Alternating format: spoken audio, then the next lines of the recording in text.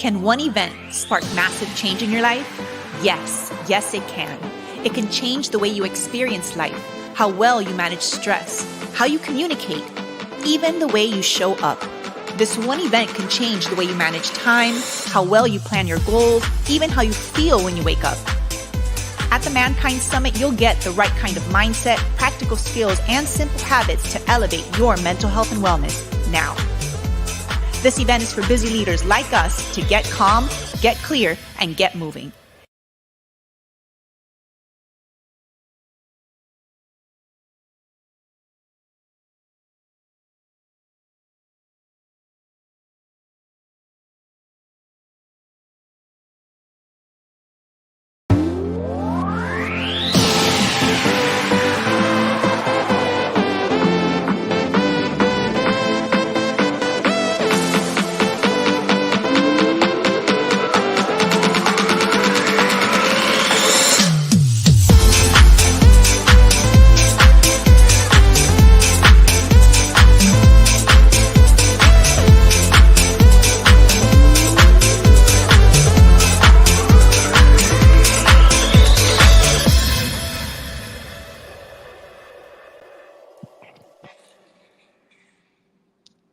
Welcome!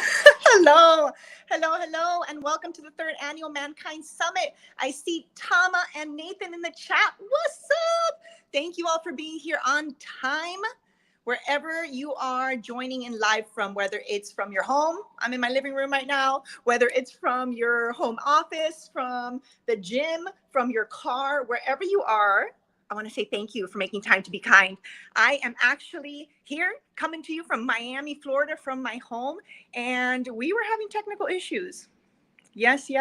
So while those are getting fixed by my amazing, incredible husband, I'm here on my cell phone. So I'm hoping that you can hear me. If you would be so kind, if you're out there watching, say hi in the chat. Can you say hi in the chat so I make sure this thing is working and I'm not just talking to myself in my living room? If you're here, can you say hi in the chat? And if we're just getting to know each other and you have no idea what this is, the Mankind Summit is not just another virtual event. It's not a Zoom meeting. It's definitely not a boring slideshow presentation or a ton of speakers just coming out here giving you a ton of content. This is an experience to share together, an experience to elevate our mental health and wellness this whole week. So this is the third annual. The last 2 years, we've done this as a 3-day intensive event and given feedback from our participants, feedback from my kind crew. We decided to change it and make it into a 5-day challenge instead. So join us each day this week between 3, maybe 2 to 3 hours. It's really up to you and how much engagement you give me and we give you. It's here. We're co-creating this experience together. So mark your calendar. The challenge is show up and make time to be kind to your mind every day this week. Today, we've got a super amazing, inspiring, and impactful day for you. I am going to be, as soon as we get these technical issues taking you over to my studio, because we're going to dive into what the heartbeat of wellness is. Before we dive into the content, though, I want to make sure that if this is the first time that you are meeting me, joining me, entering my world, if you are watching this out in YouTube land or Facebook or LinkedIn, possibly, I can't see you. I can't interact with you. So I want to make sure that you actually registered for the Mankind Summit so that you get to come kind of backstage here with me on StreamYard and we can interact, because this event, this experience is really co-created. Right? So I've got content for you. We've got speakers, but this is really for you. So you remember when you registered, I asked you a couple questions, and the number one topic that this community, that my community was most interested in tackling first as it relates to mental health was financial stress. Who here is a little stressed out about money? Yes, honey, it happens. So today we're going to go ahead and tackle that big topic. And again, in case we're just getting to know each other, I'm a serial acronomist. So in case you're wondering, what the heck does MAN stand for, man? What is this all about, man? MAN is an acronym for Mental Awareness Network. You see, when I started this event 2 years ago, it actually stood for Mental Awareness Now. It was a call to action for all of us to step up and take responsibility for the state of our own mental health so that together, collectively, we can elevate the mental health and wellness of all mankind. Mankind. MAN is the acronym for Mental Awareness Now. That has become Mental Awareness Network, because that's really what we're doing. We're building a worldwide, global community of kind-minded people like you and I, busy leaders, founders, employees, leaders at work, leaders at home, leaders in our community, who are recognizing and prioritizing their mental health. So I want to acknowledge you for making time to be kind today. And if you are out watching this on YouTube, Facebook, or LinkedIn, make sure that you are signing up using the bit.ly link, bit.ly/Mankind Summit 2, the number 2 for day 2, to make sure that you get the link for tomorrow. Okay. So before we dive in, I want to make sure that I'm clear about one thing. Mental health is not the same as mental illness. Okay. Those are two different conversations. I am not here. This is not a platform to talk about mental illness. It's a platform to talk about mental health. Okay. I am not a psychiatrist, a psychologist, and a mental health expert by any means. But what I am is a mom of 2, a social entrepreneur for the past 15 years. I am a kindness influencer, a keynote speaker, a podcast host, a community builder, a retired and recovering event planner, and really just a mental health advocate, someone that's been on her own mental health and wellness journey for quite some time. And I've been able to gather a lot of just knowledge, experience, and expertise that I think can benefit everyone. And I want to give that to you today. So just give me one moment. I'm going to go ahead and meet you in the studio, okay? See you soon.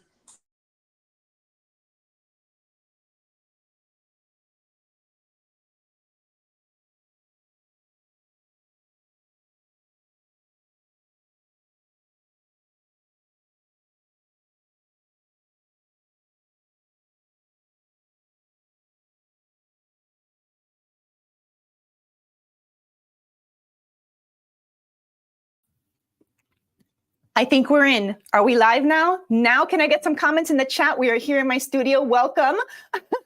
Thank you for your patience. And thank you, my love, for your hard work with these technical challenges that tend to elevate my stress levels, people. But we are going to dive in with the first mindset shift that I want us to experience together. We just experienced it together. Stress is not the enemy. I was experiencing a high level of stress right before this started, while it was happening, because the tech wasn't working. Do you have any idea how stressful it is to try and any event, but on top of that, a virtual event, and then have the tech not work? Can you say stress? But we have some tools. We are equipped to be able to manage stress, to befriend stress, to use stress to actually help us leap into action. And that's what I did. Like, babe, I need your help. The thing's not working. I'm going to go ahead and get my phone. We're going to still start this thing on time. Because if you know something about me, I am a timely Cuban. Like my friend likes to say, an oxymoron. I am a timely Cuban. And I like to start things on time. So we did it. But you did experience some stress there, maybe with me, maybe not, but it was happening. I promise you. And I'm equipped with some tools to help me manage stress. And that's what the purpose of the Mankind Summit is to be able to share authentically and vulnerably the things that kind of rock our mental health. And stress is one of them. Yes, stress is a big one. So stress is not the enemy. We need stress. Stress helps us. Stress has kept us alive this whole time as humankind. Stress isn't the enemy, but lack of awareness to stress is the enemy. When we are not aware, if we are in a state of chronic stress on a daily basis, or if stress, we don't have some techniques, some self-care habits, some routines, some healthy strategies to incorporate into our daily life to make sure that we release stress, that we use it to help us show up, spring into action, run away from danger, fight, flight, freeze. Those are important things, but not every day, all day. If you lack the awareness to your stress level and how it's affecting you, that's the real enemy. So I'm hoping that today we get to shine the light of awareness Mental Awareness Network, right? Mankind Summit, that's the acronym we were talking about, that we shine the light on those things that are affecting our mental health. And again, with feedback from you all, the Mankind Summit participants, you all right here, beautiful people. I see you, Tama, Sharice, Mari Q. What's up? I see Nathan in the chat too. Thank you for saying hello, by the way. I appreciate it. And the emojis, thank you. You all told me that one of the things that causes you the most stress is money. So when I was arranging the content for this 5-day challenge, I'm like, you know what? Let's tackle this today. For about a decade or so, I labeled Mondays as Money Monday. You see, I used to really get stressed out about money. I would avoid it. I would, lie to myself about it. Oh, everything's fine. But I really, didn't know my numbers. Didn't know, like, I'm making money, but do I even keep any at the end? And I just was on go, go, go mode, very little awareness, terrible relationship with money, kind of generational trauma with money, if you will. And I wanted to break those patterns. And before I could break any of those patterns, I had to change my mindset about money. I had to even question what my beliefs around money are. So stick around with me, because today's featured speaker, Eileen Martinez from Rise Up Bookkeeping, is going to be joining us to help us transform and shift some of those money mindset beliefs so that we feel more empowered, having left day one of the Mankind Summit, to look at our money, right? And set some goals around that, right? So that we can stress less around that topic. If you're down for that party, tell me in the chat. Put money in the chat. If you're excited for that conversation later, put money in the chat. Let me know. All right. So again, I just want to put this up on here on the screen. If you are not registered for the Mankind Summit, if you are watching this out in YouTube, LinkedIn, or Facebook, I streamed it out, so that if you are watching it on those platforms, you get this message, bit.ly/Mankind Summit 2, so that you get the link for tomorrow's event and you can join us the rest of the week. If not, you're going to miss out and I don't get to see you in the comments back here, okay? So if you are down to get started with day one of the Mankind Summit, comment yes in the chat. Comment yes in the chat. Comment yes in the chat. Let me know you're here. Let me know you're here. Thank you. Thank you. I see money. I see money in the chat, in the comments. I love it. I'm going to show yours. Look, money. I love it. Thank you, beautiful people. I'm going to have fun with these. Okay. I'm going to have fun with this in the chat. This is how we're going to communicate. All right. So we also changed the format of this event. Instead of being on a Zoom where you have to show your face or be like, oh, I don't want to, and I have to be like camera ready or whatnot. We changed it. We changed the dynamic of it so that you feel more comfortable. This is a tier 1, right? Invitation to begin to break the stigma on talking about mental health concerns. Okay, so I'm going to go ahead and get rid of this. Hopefully that was enough for you. The 2 most dangerous words that you may be thinking to yourself, that you may have thought to yourself when you registered for this event, that maybe is like lingering back there. The 2 most dangerous words in the English language. Anybody want to guess what those are? The 2 most dangerous words. Who can guess? I can't. That's a good one. I'm talking about I know. And the reason that these are the 2 most dangerous words, the first kind of language that I want you to be aware of, right? The first one was stress isn't the enemy. I want you to leave today knowing that stress is not your enemy. We need to befriend stress. Lack of awareness to stress is the enemy.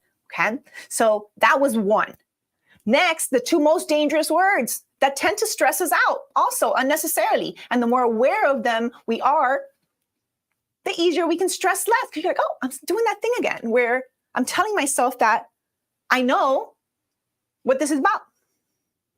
When you say I know and you go into a learning environment with a mindset of I know, you are cutting yourself off to learning. If you come into a situation or a meeting and you say, I know what this is about, you are literally closing off, shutting off the door to opportunity, to connection, to seeing what value is there for you to receive, because you know about mental health. I'm sure you know about self-care. You know about stress management. You know about these things, right? You know what you need to do to take care of yourself. Maybe you know that this kind of event, isn't for me. This is like a boring Zoom thing. I know what this is going to be about.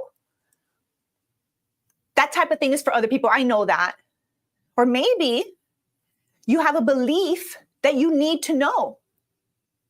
The belief that knowing is good and not knowing is bad is driving a lot of unnecessary stress and mental health friction on a daily basis. And I want to put out for us to consider that your brain, just like snow, our human brain likes to know. It's out to seek knowledge and meaning. So there's nothing wrong with that. And the reason that they're just dangerous words that I want you to be more aware of, because your brain wants to know. And we need to have some coping skills to let our brain know it's okay to not know. It's okay to not know the answer. It's okay to not know anything or much about mental health and wellness. It's okay to not know about self-care. It's okay to not know who I am or what's coming up next or how long this is going to be or what's going to happen. It's okay to have a certain level of uncertainty. That's what makes life exciting, what makes it fun, what helps us grow and learn. So I wanted to give you permission to not know and to just experience the next 5 days together, as much time as you can commit, whether it's these 21 minutes of this kind of messy start, whether it's the full day here with me today, maybe it's an hour or two, or maybe I go for 3 hours, I'm not sure. Max, it'll be 3 hours, I'll tell you that. Maybe you can come tomorrow or all 5 days. It doesn't matter. What I want you to know is that any time that you spend making time to be kind to you, taking care of your mind, is time well spent. I want you to know that this is my experience. Any time that you can dedicate to simply pausing and creating some awareness over the state of your mental health, of your life, the quality of your relationships, is really time well spent. So I want to acknowledge you for making time today, however much time that is that you want to stay with me. Feel free to come in, pop in and out as you want. I won't be hurt, taken offense at all. This is for you. And my sincere wish is that you are able to receive a gift, the gift of presence, the gift of kindness, connection, and community. Because a lot of people use time as their excuse. So I want to give you that acronym. This is my experience. Anytime, you always have time to be kind to yourself. Or you could use it as an excuse. This is my excuse. It's up to you. And if you're here with me today, if you're watching live, write time in the chat. I got time, because you're here. I got time. And we're going to talk about time, shifting from time management to time ownership throughout the week. So if that's a topic that really interests you, I'm going to help you shift your relationship and your mindset with time, from time management to time ownership. And here's my acronym for that. So that's a little tease for that session. If you like that, put I got time in the chat. I got time in the chat. Who's playing with me here? Yes, I got time. I got time. I see you. I got time. Thank you. Thank you. All right. So let's dive in. Let's dive in. Yes. 2 super important questions before we dive into our content. And I need you in the chat, beautiful people. You're watching with me. 2 questions I got for you. I need to make sure that you're in the right place and that I'm not here to waste your time, right? So the 2 questions I've got for you, and I want you to write yes or no in the chat. 1, are you willing to decrease the amount of time that you spend feeling stress? If you are willing to spend less time experiencing stress, write yes in the chat. Are you willing to increase the amount of time that you spend feeling good? Do you want to spend more time feeling good? If so, write yes in the chat. If you've said yes to both of them, write yes, yes in the chat, and I'll know for sure you are in the right place. Because we may have been strangers a moment ago. We may have been best friends. You're part of my kind crew or not. We share this in common. We all share this in common. We all want to spend more time feeling good, less time feeling stress. Yes, Mari Q. Yes, yes, Charisse. Yes, please. I love it. Yes, we're on the same page and you're in the right place. So let's dive in. I need to take you back. Before this even makes sense, I've got to take you back to how can I even stand here talking about mental health when I just told you a few minutes ago, I'm not a mental health expert by any stretch of the imagination. I am not someone who has reached the summit of mental health here to impart my wisdom upon you from some mountaintop. No. I deal with mental health on a daily basis. I work to manage my mental health on a daily basis because you see, not that long ago, about 16 years ago, who I was lived in a state of constant worry, anxiety, and stress. Who I was lived worried about what was happening, what was going to happen, what happened. I lived anxious because my mind was always in the future. I was an event planner. I am a retired and recovering event planner.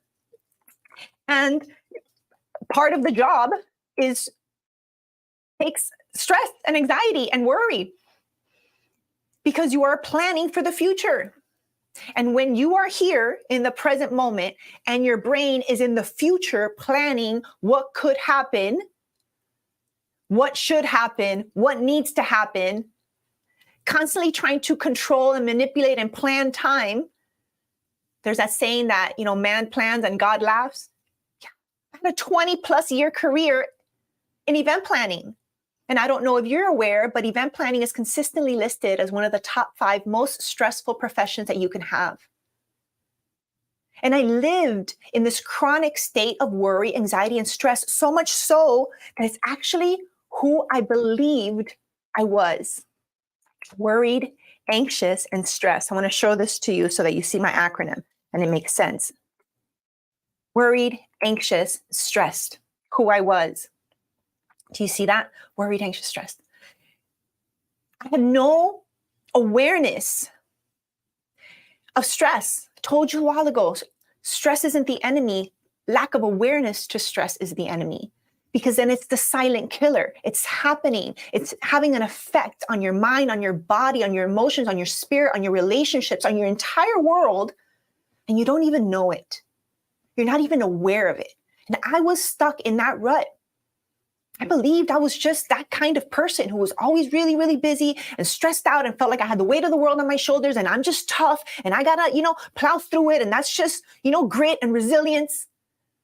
That's just who I was until I burnt out over and over and over again. I would do I'd had these dreams. I would do all these things. I would achieve. I would reach the top of the mountain of my goals and then burn out. Crash, need days, weeks, sometimes months to recover. Who I am now, who I am today, isn't someone who has, conquered worry, anxious, and anxiety and stress.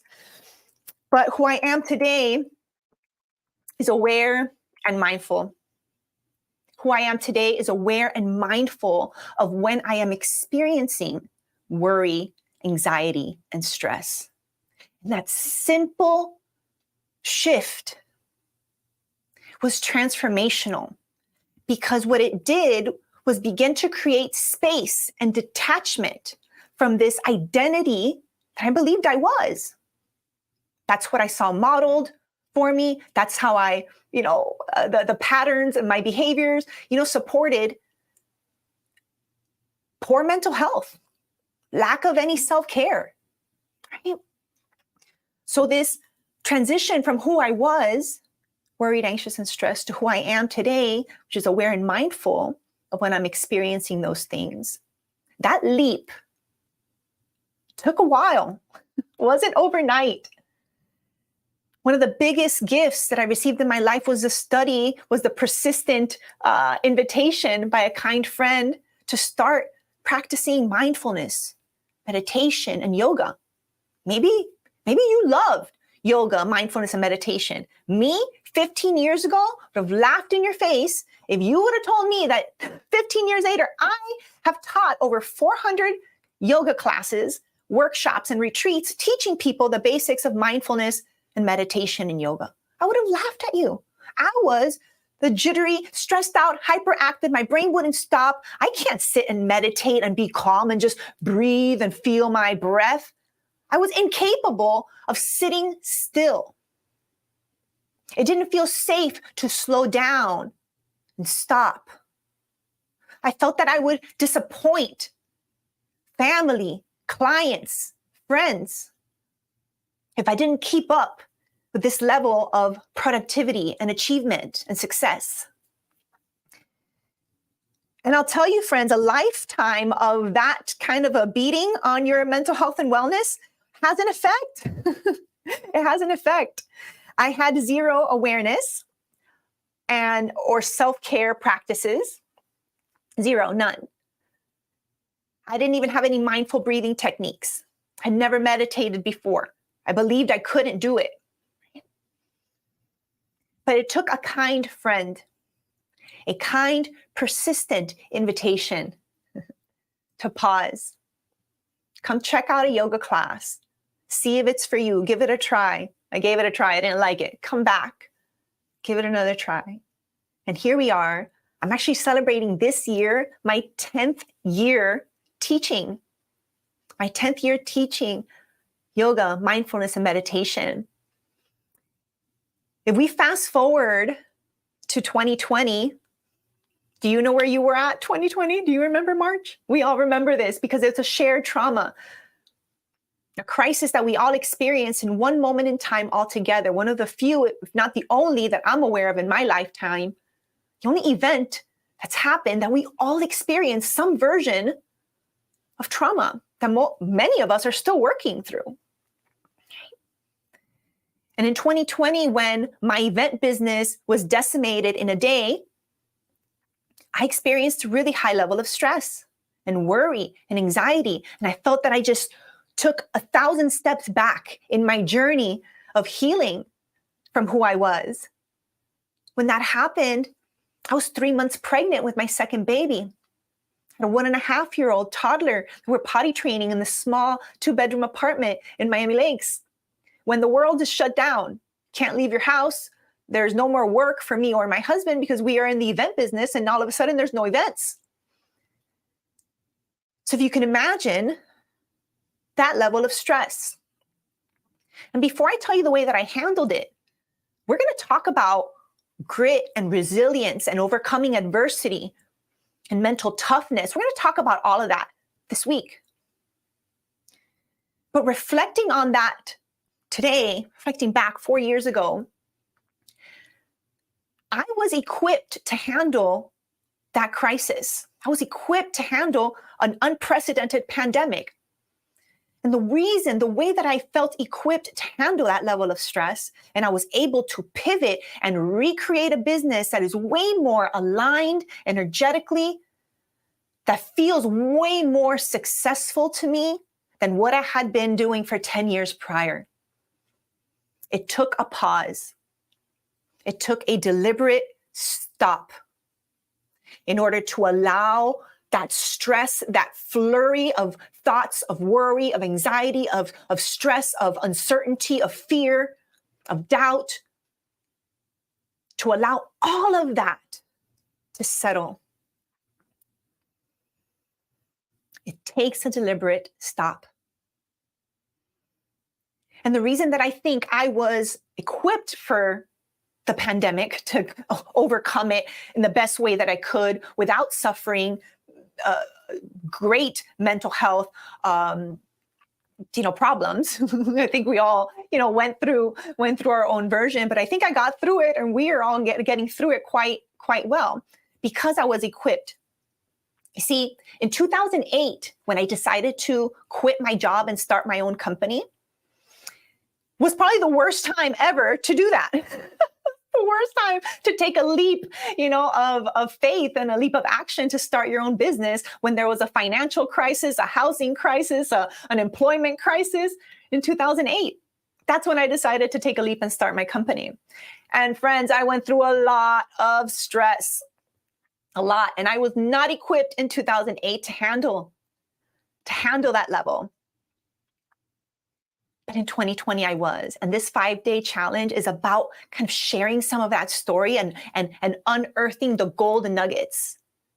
How I was able to turn adversity into alchemy and now give that to others in hopes that it helps you too. So that's why I'm here.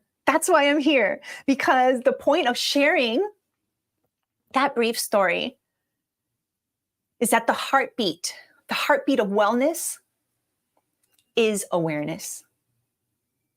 The way that we can begin to elevate how we feel on a daily basis and spend more time feeling good, which you all told me, yes, we want to spend more time feeling good and less time feeling stressed. The first heartbeat, what gives it life, is awareness. And that's what we are here to spark. And we're going to do that not by me telling you and imparting you all this knowledge and information. No. It's going to be through inspiration, inspirational stories, actual strategic and practical, actionable things that you can start doing today, right now. Today, it's going to be about money. A little bit later, we're going to have Eileen joining us, and you're not going to want to miss that conversation. So make sure you are padding in some time to stick around at least for another hour. Okay. So the heartbeat of wellness is awareness. I want you to remember that. And the way that it's kept alive, that we keep that heart pumping, is through the power of kindness, or the pulse of kindness, connection, and community. And that's what I love most about what we've created here with the Mankind Summit, is that container, that safe place for kindness, connection, and community to do its thing, to elevate mankind. So thank you for being the kind in mankind. If you're with that party, can you put kind in the chat? Put kind in your chat if you're still with me, if you are that kind of person that puts the kind in mankind. And I know you are, because you're here. You're here. So I know that some people watching might be into a little more like logical brain, and you want some statistics. So I want to share with you some kind of alarming statistics that are recent. 82% of employees are at the risk of burnout. 82% of employees are at risk of burnout. That is serious. That is a serious number. That's a crisis that we all have the power to address, to handle in our own way, in our own life. And as we do that for ourselves, we are able to do that for others, for family, for friends, for coworkers, colleagues, people in the street, people at the grocery store. We're able to become that energy, that light that elevates other people and gives them light, right? We are able to do that together. So burnout is a serious thing, people. Burnout is a serious thing, and we have the power. We are equipped innately to combat that, to avoid that. And we're going to be diving into a ton of strategies this week as to how we can avoid that. Did you know that kindness actually releases these feel-good hormones like oxytocin and dopamine, which are natural stress and boosting neurotransmitters? So oxytocin is that love, that cuddle, that love hormone, they call it, right? And dopamine is that feeling that when we are in this pursuit of happiness, in the pursuit of pleasure, right? Kindness gives us those things in our brain, whether we are the ones performing the act of kindness for ourselves, for others, and even if we're observing it. Kindness is your superpower. Have I said that yet? Because kindness is your superpower. I want you to know that. I want you to scream it to the top of your lungs. Kindness is your superpower. If you know this to be true already, put it in the chat. Kindness is your superpower. If you are not sold yet, that's okay. I hope that this challenge, by the end, you are sold on this truth. Kindness is your superpower. Not only does it have the power to elevate your mental health and wellness on a daily basis, it has the power to elevate all mankind. And that's what I'm out to do. I am a kindness influencer. I have been since I was 10 years old. I am clear on my vision and my purpose, and my calling in life is to be the spark of kindness. That's why in 2020, when my business was boarded up, when I thought I lost everything that I had been working for 10 years, I was able to take a pause, slow down, allow space for me to be able to pivot quickly into a different way that I can continue with my mission. March of 2020, by April of 2020, 30 days later, my husband and I had released Time to Be Kind with Marley Q podcast.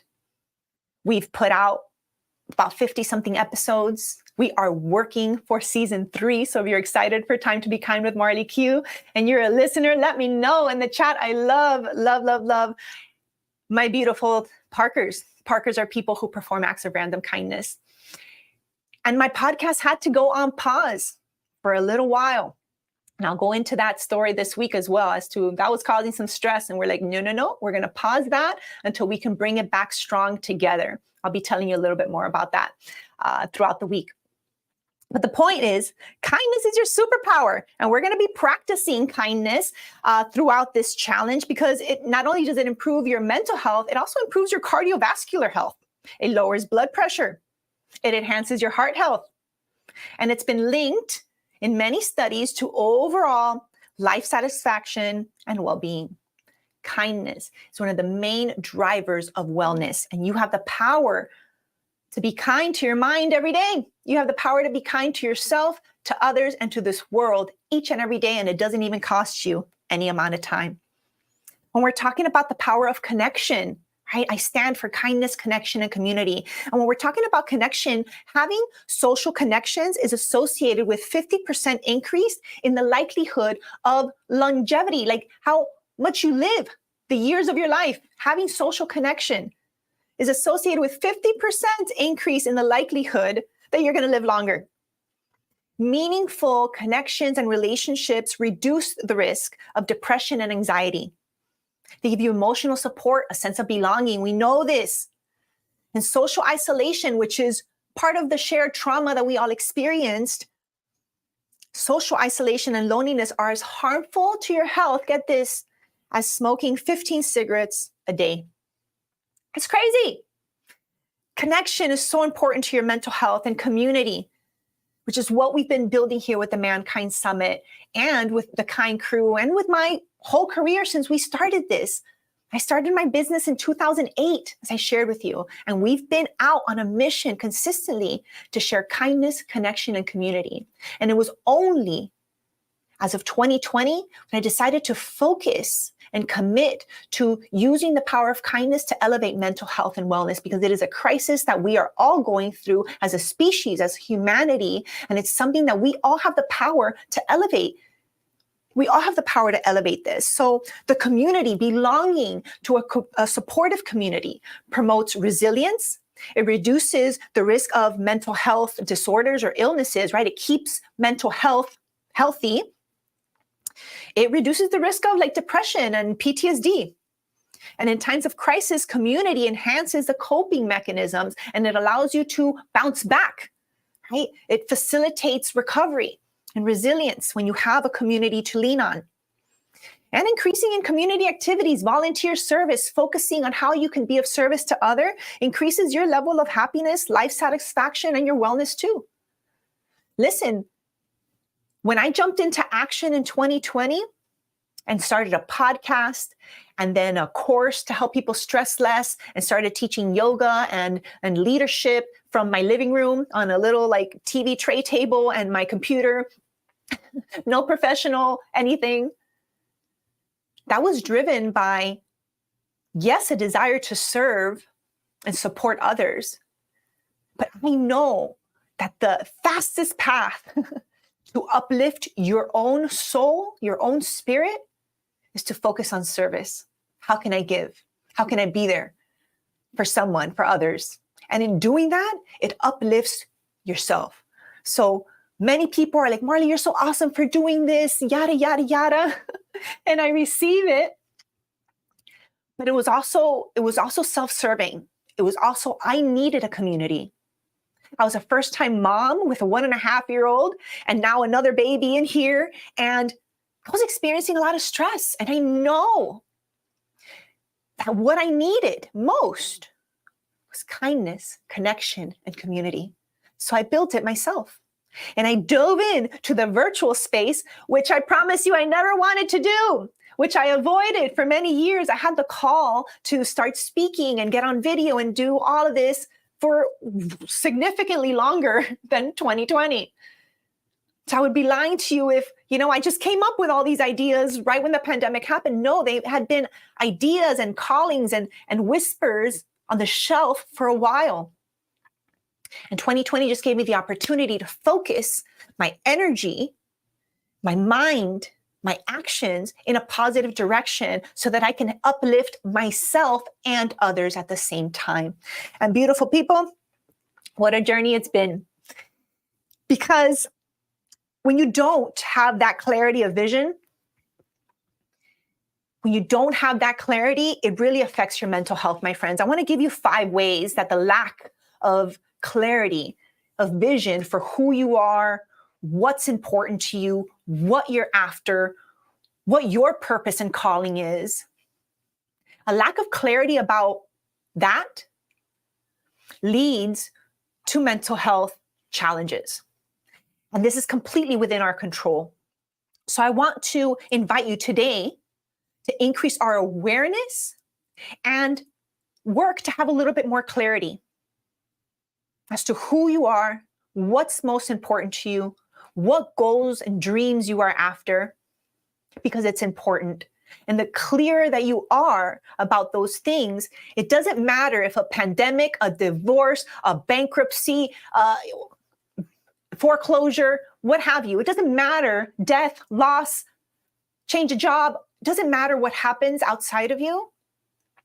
Your vision is clear and you are able to pivot quickly in a different direction and continue the good work and continue your life in the best state of energy and wellness that you can. So the 5 ways that a lack of clarity affects your mental health quickly is once you obviously have no sense of direction. And having no sense of direction is like you're floating around life without compass, right? It can make you feel lost. It increases like anxiety, self-doubt. You question, yourself. It impacts your self-esteem. You're not sure what your purpose is. Like, what is this all about? There's got to be more to life, right? We've all had those thoughts. Having no clear vision really affects your levels of stress and anxiety. If you're not connected with your true self, you're going to end up living a life that doesn't align with your core values or with how your makeup, how you are designed to operate in this world energetically, right? I was out of alignment. I always thought I was super aligned. I've been a leader all my life. I was incredibly unaligned, misaligned, however you say that, incredibly misaligned. And I didn't have the clarity as to who I wanted to be, what was most important to me, what are my actual priorities that I define as success, right? Lacking that clarity made decision-making really hard. That's the 3rd way. When you don't have a clear vision, then making decisions is harder because you don't know where you're going, what is aligned with, your values. It's going to lead to maybe making some regrettable choices or continue affecting your mental health in ways that you're not even sure. I heard once that the most uncomfortable place to be is on the fence, right? I'm a very decisive person, so this isn't something that I struggle with too much. Sometimes I make decisions too quickly and then I suffer consequences. But for the most part, I see that as a strength or a skill of mine, as I'm pretty decisive. I've got good decision-making skills. And I think it's because I have clarity of vision and purpose in my life, right? And when you don't, it makes decision-making harder, right? When you're clear on your priorities, decisions as to what to do, what you got time for, what you don't, are actually easier to make. You may not like making the decisions sometimes. Other people may not like making the decisions that you make, but you're clear on what your priorities are. And that elevates your mental health. You have a strong sense of who you are, your vision, what's important to you, what you got time for, what you don't, right? And that's so important. The fourth way that a lack of clarity affects your mental health is resilience. Resilience, this ability to recover, to bounce back from setbacks, right, is closely related to having a strong sense of self and clear goals, right? Without these, it's harder to bounce back from any adversity or life challenges because you feel kind of helpless, right? And susceptible to things like depression and self-doubt and all of that, right?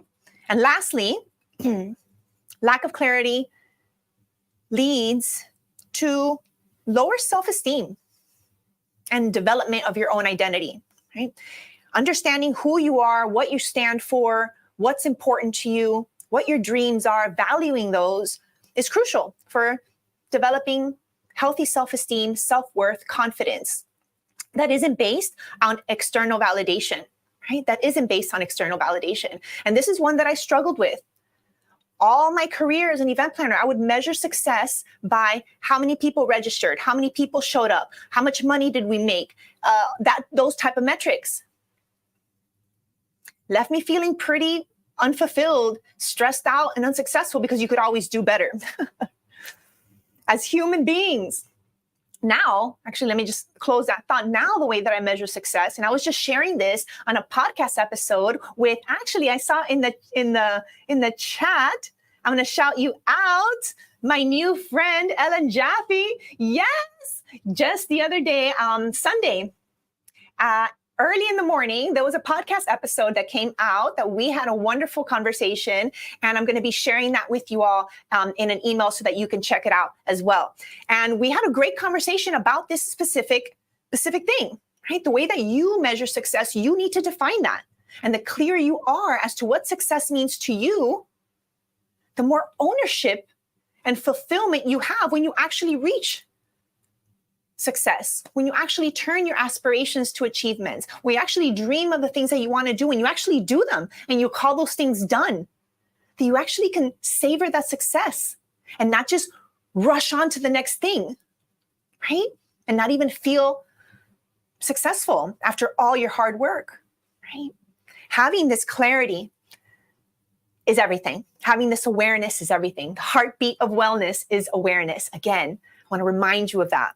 So as human beings, my friends, we all want to be more, do more, have more, right? Give more, learn more, succeed more. But what is more? This is a belief that more is better? What if that's not true? What if we can create some awareness around this belief that's probably the cause of unnecessary stress in our lives? You see, the opposite of more isn't less, it's enough. The opposite of more is enough. And who gets to decide what's enough? Who gets to decide what's enough? You get to decide what's enough. Funny side story, just this weekend, I was resting on my couch because I just got a root canal. Believe it or not, on Friday, I had this emergency root canal. And unless you're on my email list, if you're on my email list, you know about my emergency root canal.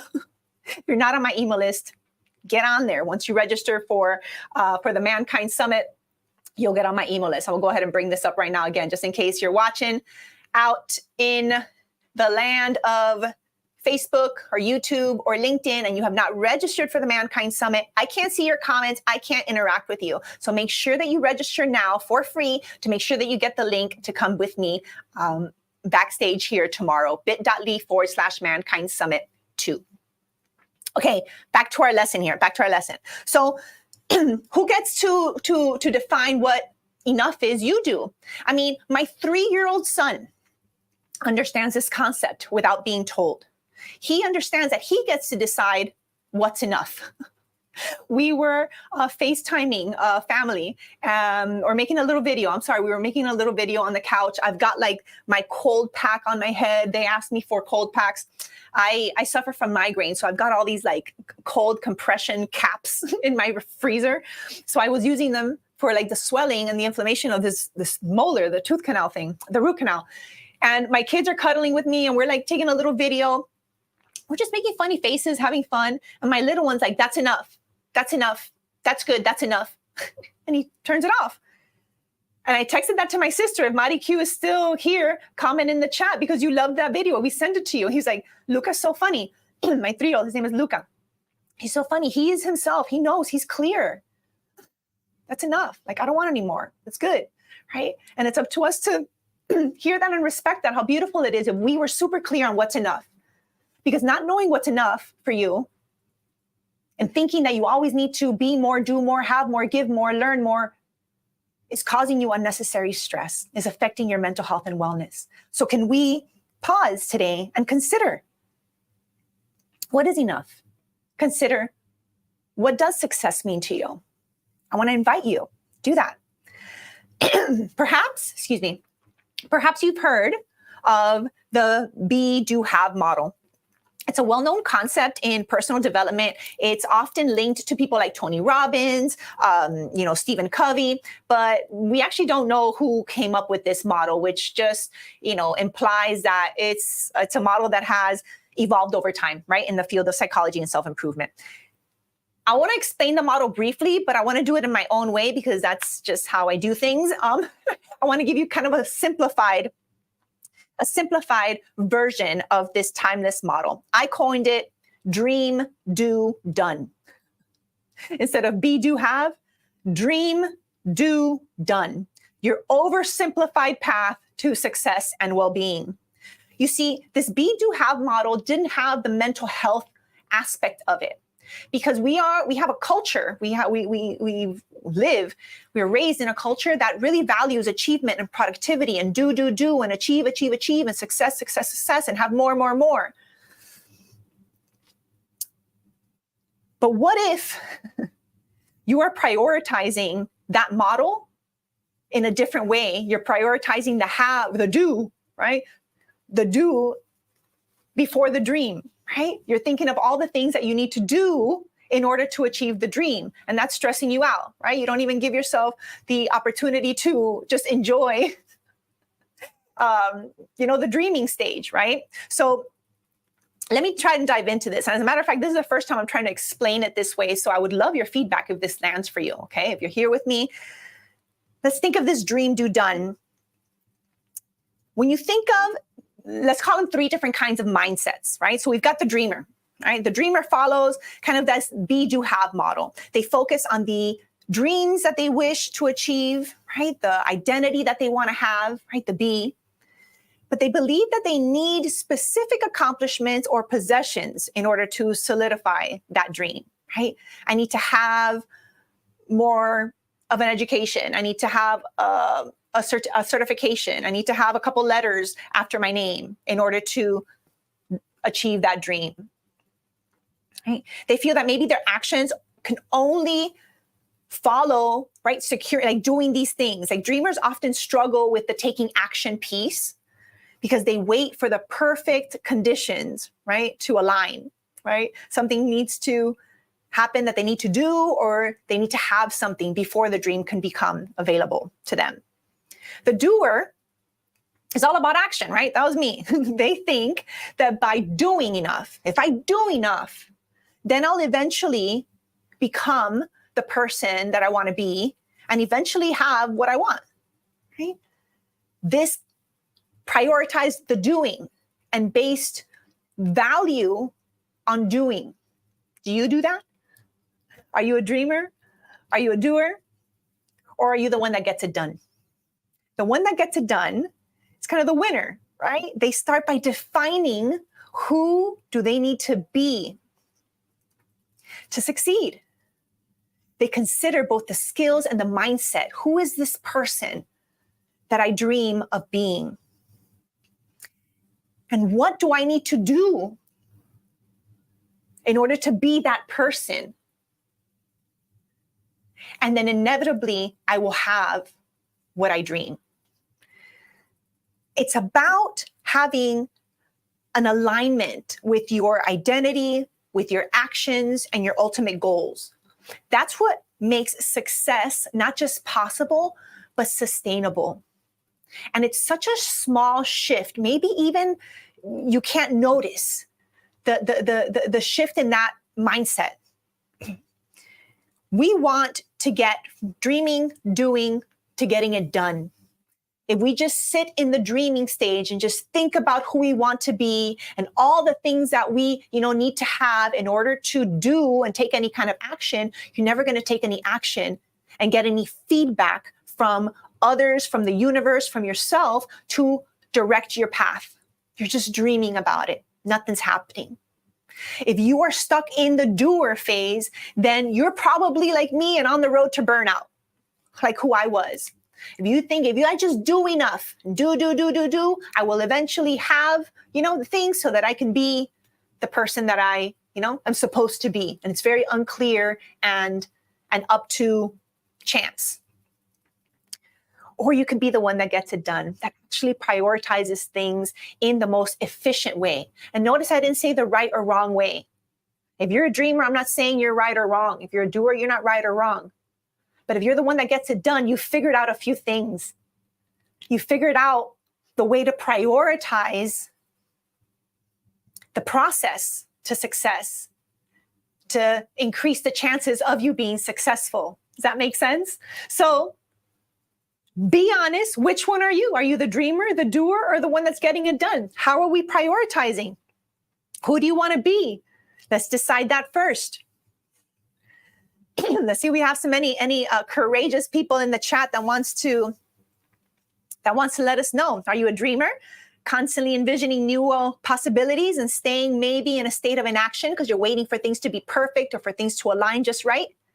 Is that where you're at today? Let us know. Drop dreamer in the chat. Are you a doer who's always busy? You're always in motion, but perhaps you're not very clear on that destination. You don't know when you're going to get there, if you're getting there. Where is this leading? Because you're just in the doing. Or have you actually reached the summit, if you will, of your goals? You can call it done and celebrate your achievements. Do you actually do that? Savor your success for a little while. Let's go into these phases. Let's see. I'm a doer. Of course, I get it, right? Toma, you, my kindred spirit, you, my girl, I'm a doer. Give me that execution. Let's go. That's where me and my husband, Bert, we sometimes butt heads a little bit. He's a great dreamer. And we're there, we're brainstorming, and I'm itching at the end of my seat with when can we jump into action? All right, let's go. Oh no, let's think about it some more. No, nothing needs to, we just need to take some action. So the yin to my yang, we balance each other out. It's all good. But here are some self-reflection questions, right? To help us move from the dream to the doing to the get it done. Actually get it done in a way that feels good, in a way that you feel successful, right? I'm with you, Toma. I am, I don't want to ideate too much either. But I've learned that there's so much magic in that dream stage as well. So hopefully today and this week, we can leave some space for a little dreaming as well. But bet you me, I'm going to spark some action. I want to inspire you to actually take a leap into action. You are mi gente too. Let me put you back because that's a good one. Mi gente. I love it. Oh, I love it. Cherise says, I'm a dreamer and a doer in different scenarios, trying to be more of the doer and take a leap to stop hesitating. Yes. And if we actually become a little more aware as to why the thoughts are that are present when we procrastinate or hold ourselves back, we can address those. We can address those with kindness and set it down and be like, yep, that's okay. One of my most recent business coaches, I love, Barry Baumgartner, she says, do it messy, right? Do it messy, show up, do it scared, do it messy, do it anyway. Yeah, I had to face some of that too. Listen, I am a recovering perfectionist. I I would want to wait for all the things, to have all the things, all my ducks in a row before, I wanted to take action and do the things. But I've learned that's just not the most efficient way or the most supportive way for you to actually carry yourself through a process of achievement in a way where you actually feel good at the end, right? Where you actually can savor the achievement. So let's dream a little bit. In this initial phase, I want to carve out, right, the vision, who you are, what you aspire to achieve, right? Kind of high level here. We don't have to get super in the nitty gritty, but just high level. If you want to play with me and interact, I would love to know, how do you envision your future self? Perhaps, how do you want to be seen by others?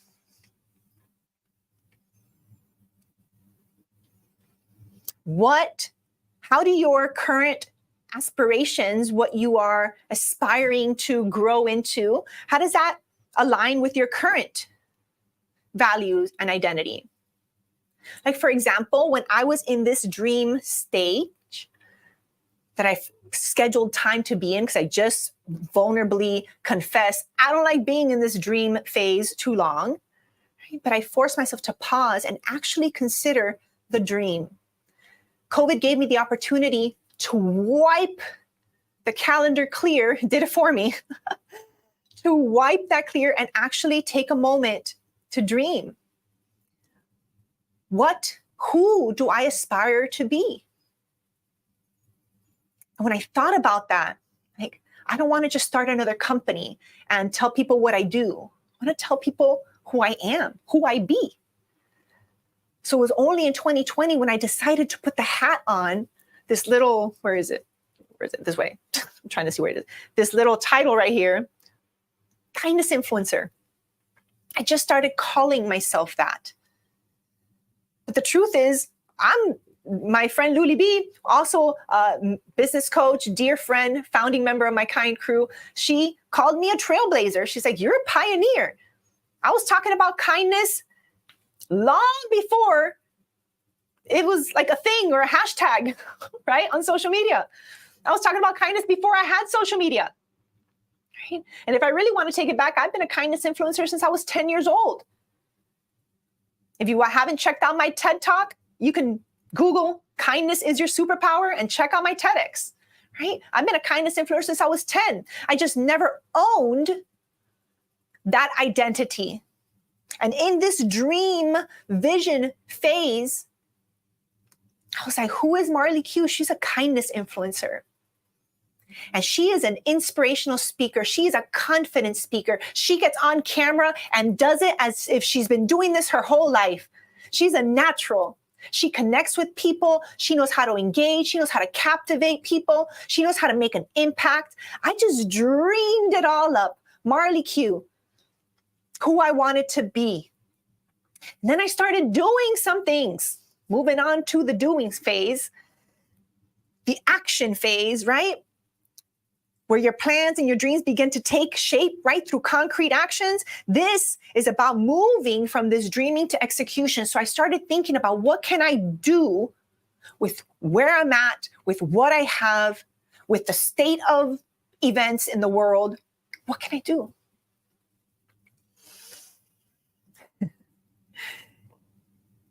And that question and that talking it out with my husband and a few close people allowed me to I'm talking about a quantum leap into the virtual event space. And I'm saying within a month, not only was a podcast released, a online course and a membership platform, I became a virtual coach. I started teaching yoga from my living room and professional development trainings and retreats, all virtually. And when I tell you that was a huge, massive leap for me, where I really had to overcome a lot of mental resistance, self-esteem, self-doubt, worry, anxiety, all the things. But my vision on who I wanted to be was so clear. Marley Q is confident. She doesn't struggle with self-doubt. Marley Q is this. And I'm like, that's who I need to act as if I am she. And it's not about fake it till you make it. I've never really liked that phrase. That's not what I'm preaching about here. It's about understanding that who you are being determines who you become. So if you are crystal clear on who you want to become, then you just need to ask yourself, who do I need to be today in order to become that vision of my best self? And having that clear direction makes all the difference. It cuts out a lot of the noise. It turns on the volume on all that mental self-doubt, all of that negative thinking. It just lowers the volume. And it turns up the volume on your ability to connect and impact people with authenticity. Right? And I hope I'm doing that today. So I see in the chat, you all are with me. I love it. I love it. Thank you. Thank you. Words of affirmation is up there on my love languages. So thank you for the love. I appreciate that you're here with me. So during this do phase, right? What's one thing that you did today? Right? Let's reflect. What's one thing that you did today that's in alignment with a dream that you have for yourself? I'll tell you, for me, this. Doing this Mankind Summit, showing up in service, helps me grow, hopefully helps you grow, and we grow together. That's what I'm doing in order to be who I dream to be. A kindness influencer, a keynote speaker that makes massive impact with a simple message of kindness. And then you can move to the done phase, right? This is the culmination. And I know this is simplified, but really it's you dream it, you do it, and it's done. It really is that simple. Or simplified, right? Path to success. And the done is actually about taking a pause to recap, to reflect, which is such an important part of growth, of development that isn't emphasized enough, in my opinion. Reflection. Without reflection, you see no growth. I say that often, and it's obvious. It's like a yogiism, a Marleyism, but it's true. Without reflection, you just won't see the growth. You'll just move from one thing to the other, to the other, to the other, to the other, and never feel that you grew through any of the experiences. And it's so vital to feel growth.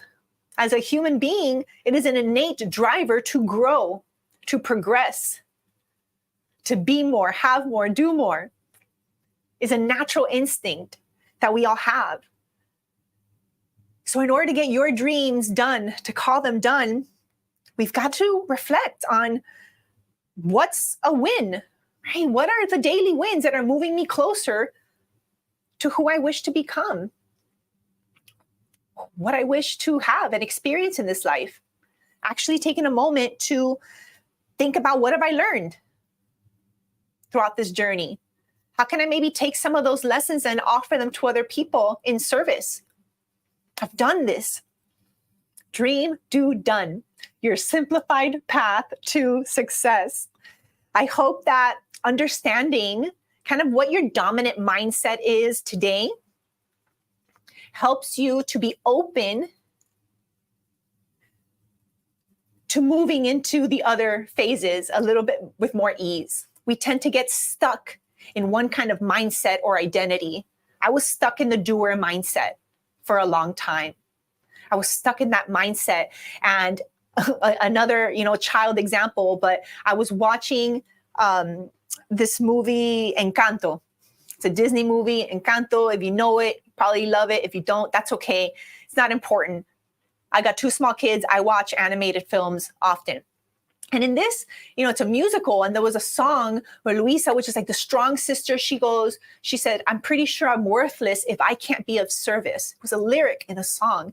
And I heard it, and I actually paused it, and I came back, heard it again, and that song made me cry. And I don't think the purpose of that song, it wasn't like an emotional song, but it got me, it struck me, because I realized in that moment that I was basing my value, how I felt about myself,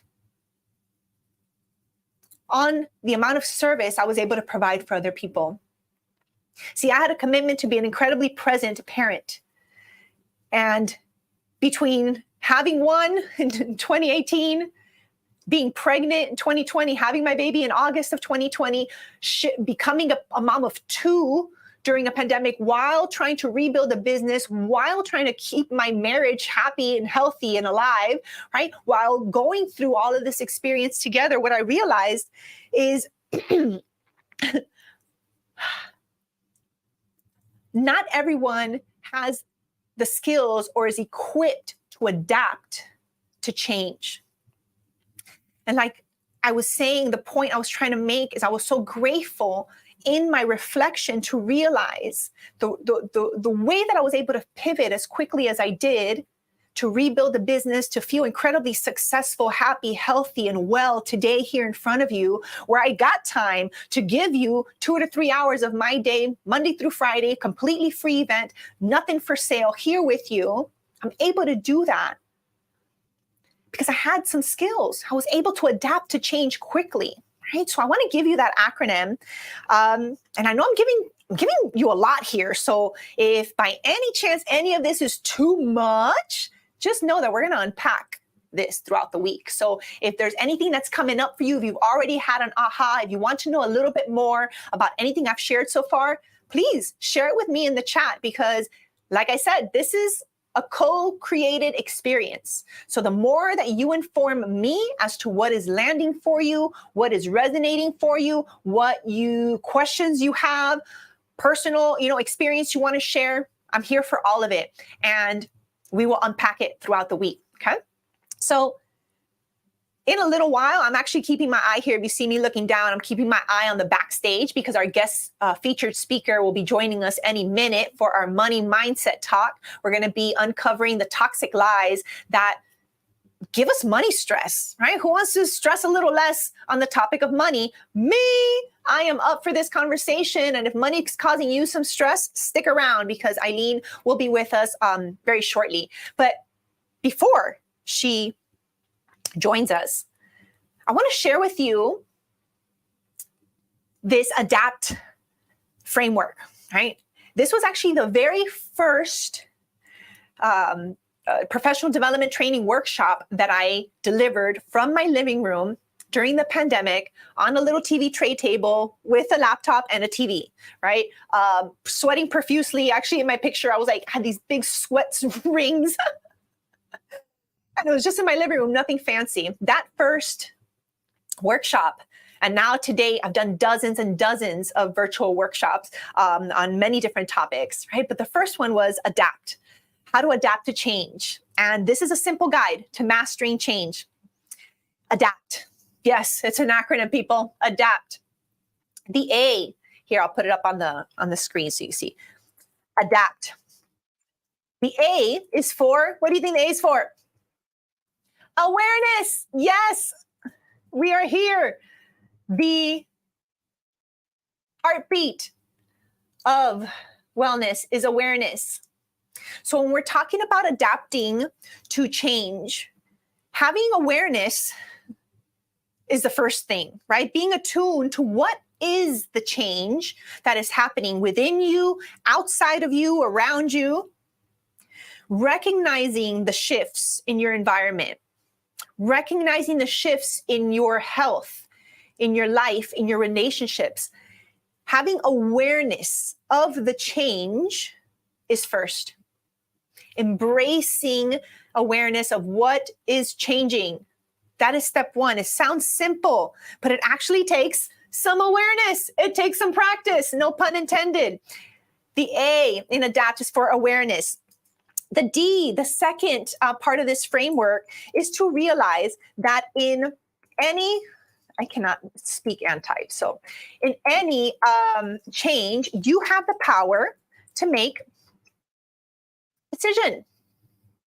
And just knowing that you have the power to make a decision elevates your mental health. What decreases our mental health is a feeling of helplessness. What increases our mental health is a feeling of autonomy, a feeling of control. And this is coming from a recovering control freak, or a self-proclaimed control freak. I'm a Virgo, Again, I told you, retired event planner. I mean, I like to control things. And this has been part of my mental health journey and healing process. I don't think I'm healed yet. But one thing that truly, truly helps you to adapt to change is understanding that you have the power to make a decision, to make a choice. If you remember in my story I shared with you, I gave myself a pause to have the awareness of, holy crap, what is happening? I just lost all my clients. I have like no secured income for the rest of the year. I'm pregnant. My husband also lost all his gigs. Like the awareness of what this change is, what's happening, letting that settle, and then deciding what to do. Understanding that you have choices based on where you're at, what you have available to you right now. You can always decide what to do.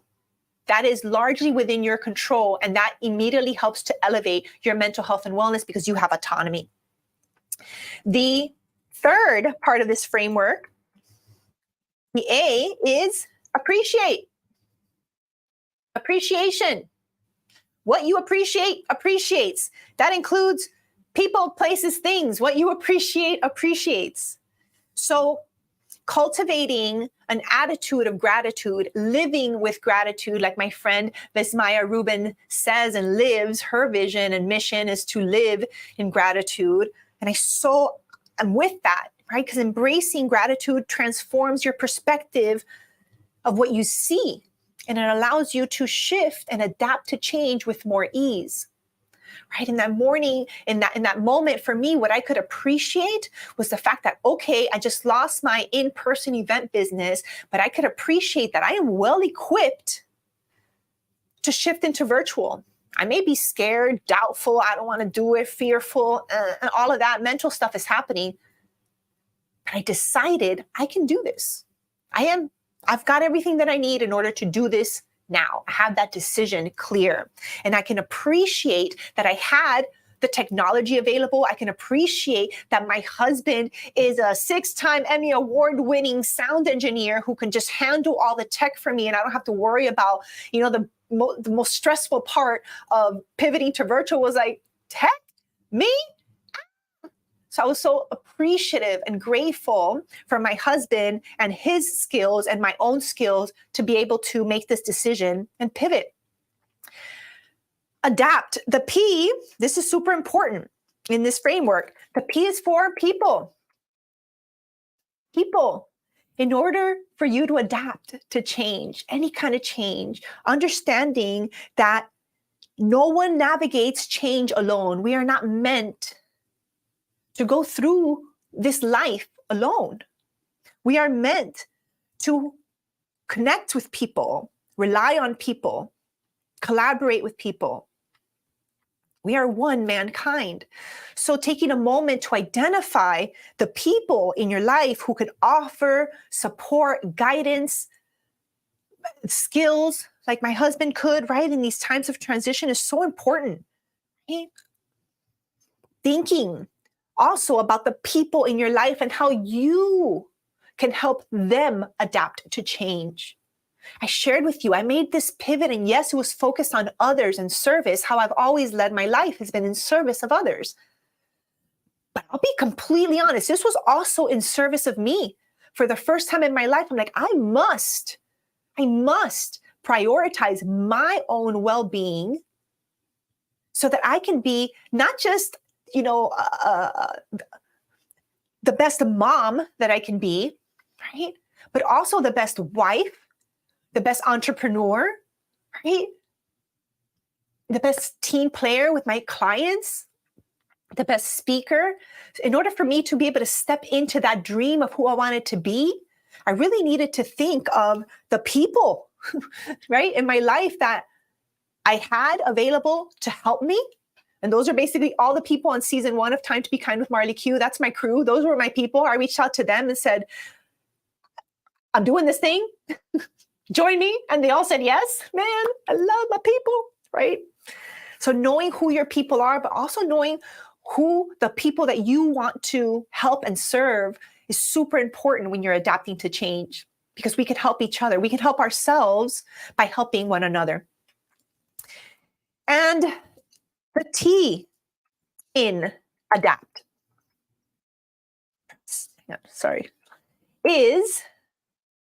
stands for trust. Trust. Trust who? Trust what? Trust yourself. This is about trusting you and your ability to be resilient, to be resourceful, to have the enough capacity and skills to navigate any change that comes your way. And you know how you can trust yourself? No matter what comes your way, you can trust yourself that you can adapt to change, you can face and overcome, because you're here. You've been doing it your whole life. Your life is a story of overcoming change, adapting to change. And you can trust yourself every step of the way, because here you are. If you need proof of that, here you are. So you can trust. What is it about you that you can trust?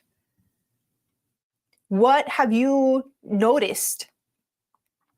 What's one thing that you're proud of overcoming during the pandemic, for example, or during a recent or past change?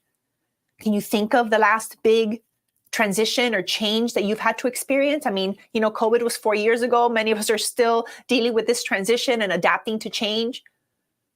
But perhaps for you, it's been a job loss or a divorce or moving to another country or state. Maybe it's experiencing having, your children go off to college. Maybe the change is becoming a new parent. What change have you faced and overcome recently? Let's take a moment to think about that. Because it's important to reflect. Without reflection, you'll see no growth. You'll actually won't feel accomplished either. You'll feel you're not doing enough. Maybe you can't get through it. So what recent change can you point to? How does believing and trusting in your own ability to adapt to change help you? For me, it's everything. I trust myself to get through anything. I know that what I need is to remind myself that I have autonomy. I can make decisions. I can be really grateful and appreciate what I do have. I have a skill of always focusing on gratitude no matter what. There's always something to be grateful for and to appreciate. I'm clear on the people in my life that are important to me. I'm clear on the people that I wish to serve and support. And I can trust that. I can trust that that's enough to support me and my mental health. I trust that it's enough. So how about for you? Adapt to change. What change are you adapting to? And do these 5 principles help? Or land for you, rather? Awareness, decision-making ability, decision-making power that you have. Power to appreciate. What you appreciate appreciates. The people in your life that you can rely on, that can help you adapt to change, or that you can help them adapt to change, and thus help each other. And trust, having that self-reliance and trust is really, really important. So we have our guest speaker popping in just a moment. If you give me just one momentito here, we've got the beautiful Dr. Eva Ritvo has been a part of the Mankind Summit since the first year. And if you don't know Dr. Eva Ritvo, let me tell you really quickly, because this is my friend at this point. Okay, I had never seen a psychiatrist in my life, and I think maybe not even a year. Yeah, it was 1 year of being a mom. I reached out to Eva. Happened to be, she's been a psychiatrist for over 30 years in Miami Beach. She is a global, speaker. She has written a book called the Be Kinder. She has led a global initiative on kindness, and she's become my dear friend. We've done a lot of collaboration together, and I reached out to her because I felt really stuck. I'm like, I've got my mom. I've got my, my mom hat on. I've only been focused on being a parent for about a year and trying to, figure out how I could juggle being a mom and having my business. And I really struggled with that. And I was just so grateful that I had people like Dr. Eva Ritvo, who I can reach out to and ask for some support. And believe it or not, I was in Miami Beach. I sent her a text. I'm like, by any chance, I'm speaking at this event. Might you be available for lunch? I'm in the area. And this woman rearranged her schedule and actually carved out space for us to have lunch. And I was able to just share with her how I was feeling through this transition of becoming a mom. And that lunch was so helpful. I actually think that was the spark that got me committed to starting my podcast. I just didn't do it until the pandemic hit. But I really think that conversation was a spark that helped me to adapt to the change. She was one of the people that I relied on, that I trusted on to support me through this journey. So I actually want to give her the floor. Eva has been a part of our Mankind Summit, like I said, since day one, but she's been a part of so much more than that. She's actually going to be joining us on Friday as well to do a live Q&A. So if you remember, those of you who registered for the Mankind Summit, in the registration form, you answered a question, or I gave you a question. If you had a mental health expert available and you could ask them anything, what would you ask? I'm gathering all those questions and we're going to tackle them this Friday. So just a little tease for that is coming up on Friday. And I just want to go ahead and give her the floor right now and make sure you do not go away. First of all, gold Eva has to share for sure. And right after Eva, we've got our money mindset talk. So stick around and enjoy. Eva, join us. Thank you, Marley, for that beautiful introduction. It's such an honor and a privilege to be back here for the third annual Mankind Summit. In a way, I would say time has flown, but at the same time, I would not say time has flown. I remember vividly that the first one, when the school shooting occurred and you were just absolutely distraught. Second one, we had a much happier start with Carrie. It was so fun. And now here we are back together again, another May. I think that a lot of things have changed in those 3 years. Of course, obviously, we all know the changes from COVID and the fact that we're all still at home wearing shorts. But more importantly, I think in terms of mental health, I think the world has come a long way. And in those 3 years, people have become so much more comfortable talking about mental health, being aware that they're suffering from anxiety, from depression, from loneliness, from isolation. And more people than ever are reaching out for help. And that's the best part of this. I think when you started this Mankind Summit, it was so novel. And now I think people are really hungry for events like this where they can feel connected and they can discuss their feelings. So I'm hoping that you get the best turnout ever this year. So what's new in terms of mental health over these last few years? I think the biggest shift is access to treatment. And as we've all spent more and more of our time online, that allows us to access different levels of services. And there's been so many apps and so many videos and so many content creators. I'm now having patients coming to me and saying, hey, doc, I saw this person on TikTok and it helped me so much. And I think that's really encouraging, because I think it's a reflection of the fact that we're all finally paying attention to our mental health and recognizing that without mental health, it doesn't matter what else you have, because you're not going to be able to enjoy it. So you can't take advantage of good physical health if you don't have the mental health to go along with it. You can't take advantage of any of the successes you've had if you don't have the mental health to go along with it. And mental health issues are ubiquitous. Almost everybody suffers from a mental health issue at some point in their life. For most people over these last several years, it's been anxiety, as well as, of course, we know a lot of substance abuse with an increase in alcohol use disorder, a continuation of the opiate crisis. And now we have this whole world of psychedelics opening up. And hopefully, we'll be able to find the therapeutic uses for psychedelics. But there's always the downside too with any sort of novel drug or experimental drug. So we've had a real change in the landscape over these 3 years.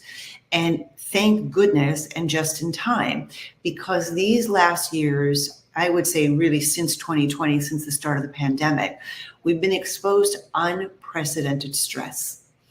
And our bodies are designed to handle stress, and we are designed to be resilient.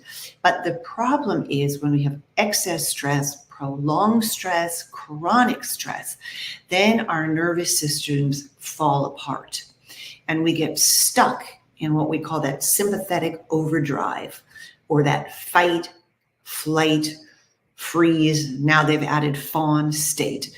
Everybody knows that feeling when your heart is racing, when you're scared, you don't know what to do. Sometimes you're impulsively trying to do things. Sometimes you're sort of frozen with fear.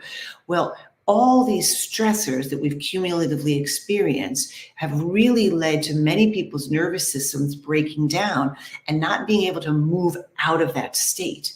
So what I mean by that is if we think back to the start of the pandemic, remember how everybody was so scared for those first, hours, days, weeks, months, and all of our behaviors changed. And all of a sudden we were home all the time, relating to different people, interacting with our family. We lost all our loose connection. We started breaking bread.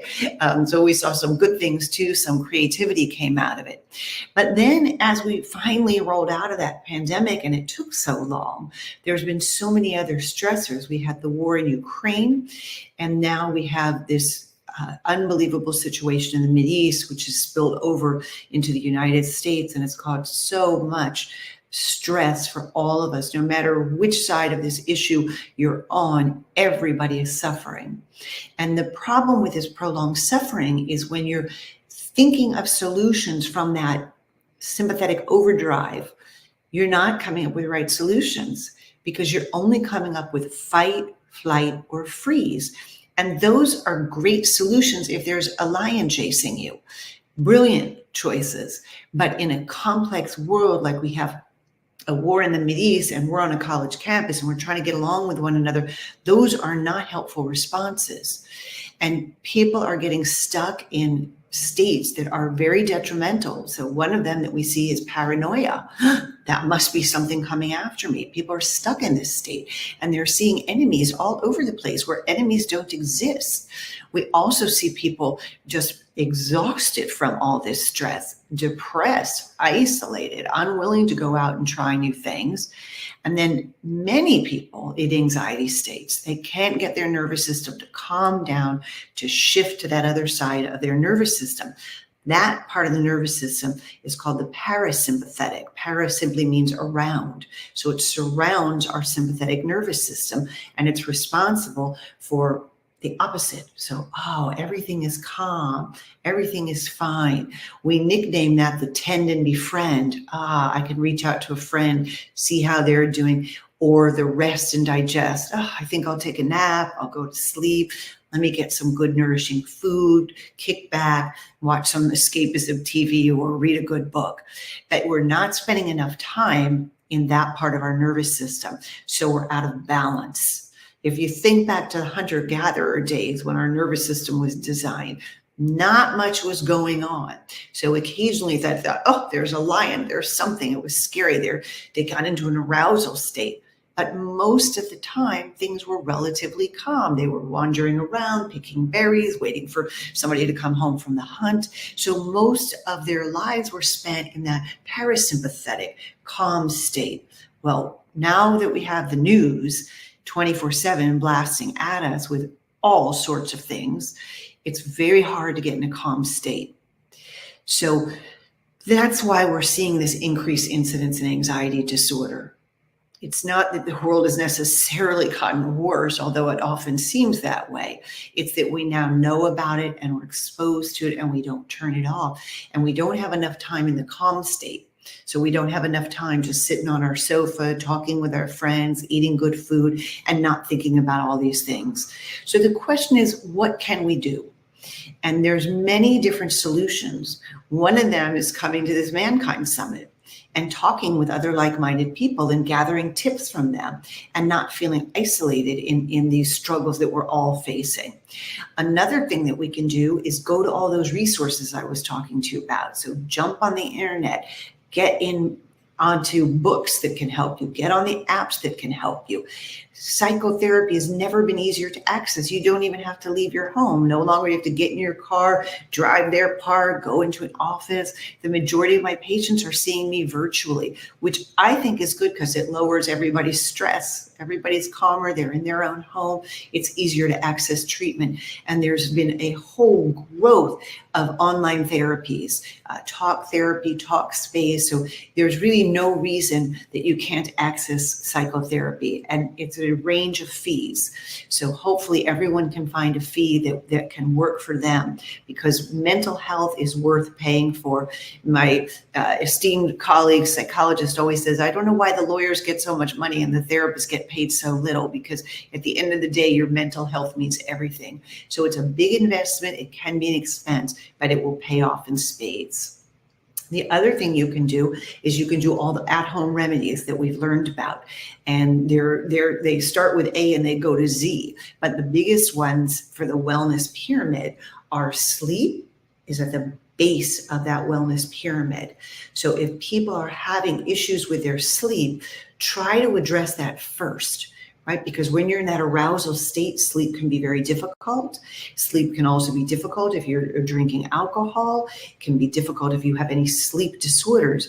I have sleep apnea, which makes sleep very difficult. I have a lot of arousals during sleep, so I need to specifically treat my sleep apnea. If we head up that wellness pyramid, next is nutrition.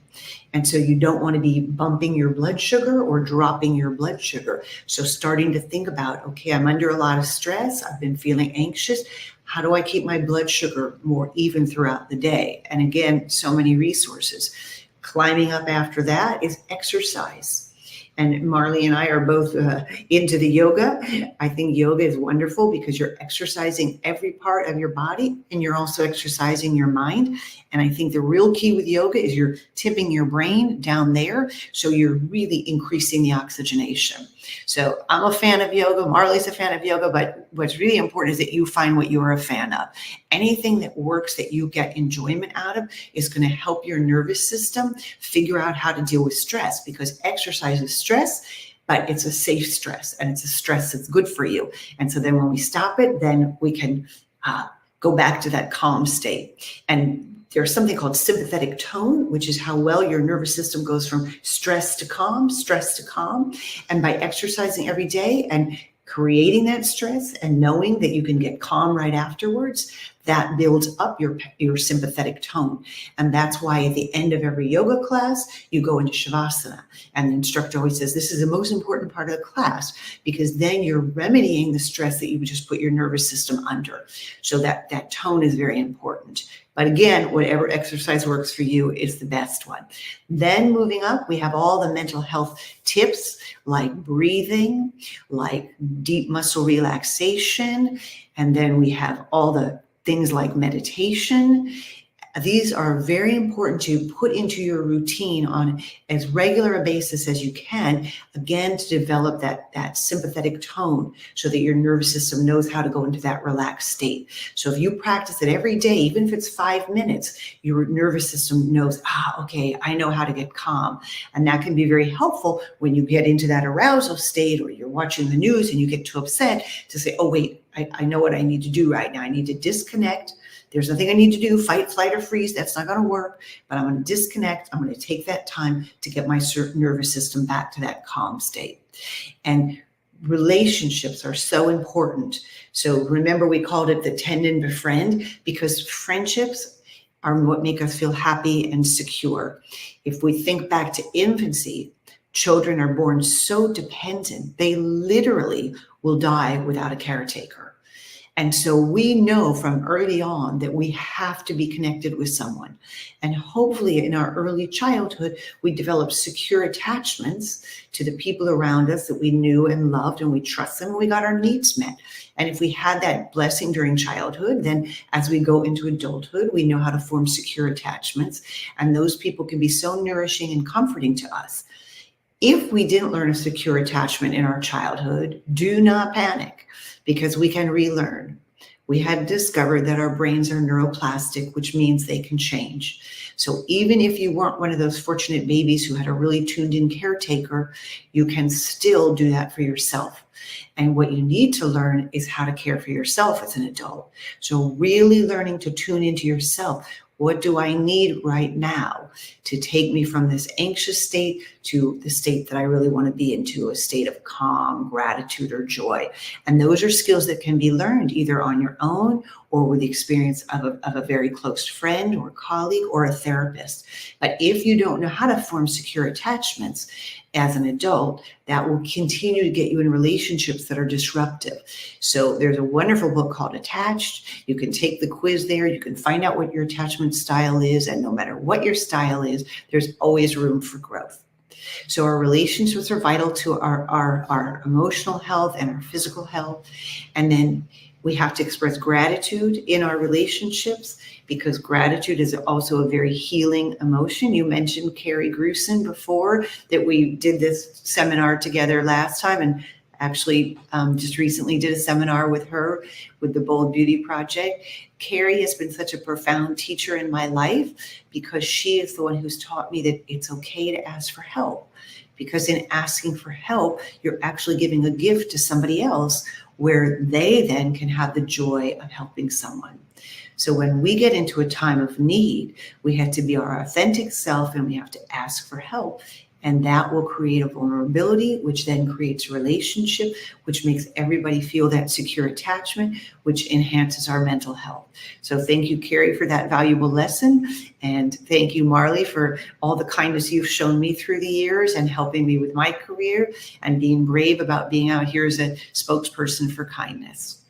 And the last thing that I'll say before we run out of time is that joy is an extremely important emotion, and we need to tap into that more. So I'm sitting here next to my daughter, who is now officially named Joy. It was her middle name, but she switched it to her first name.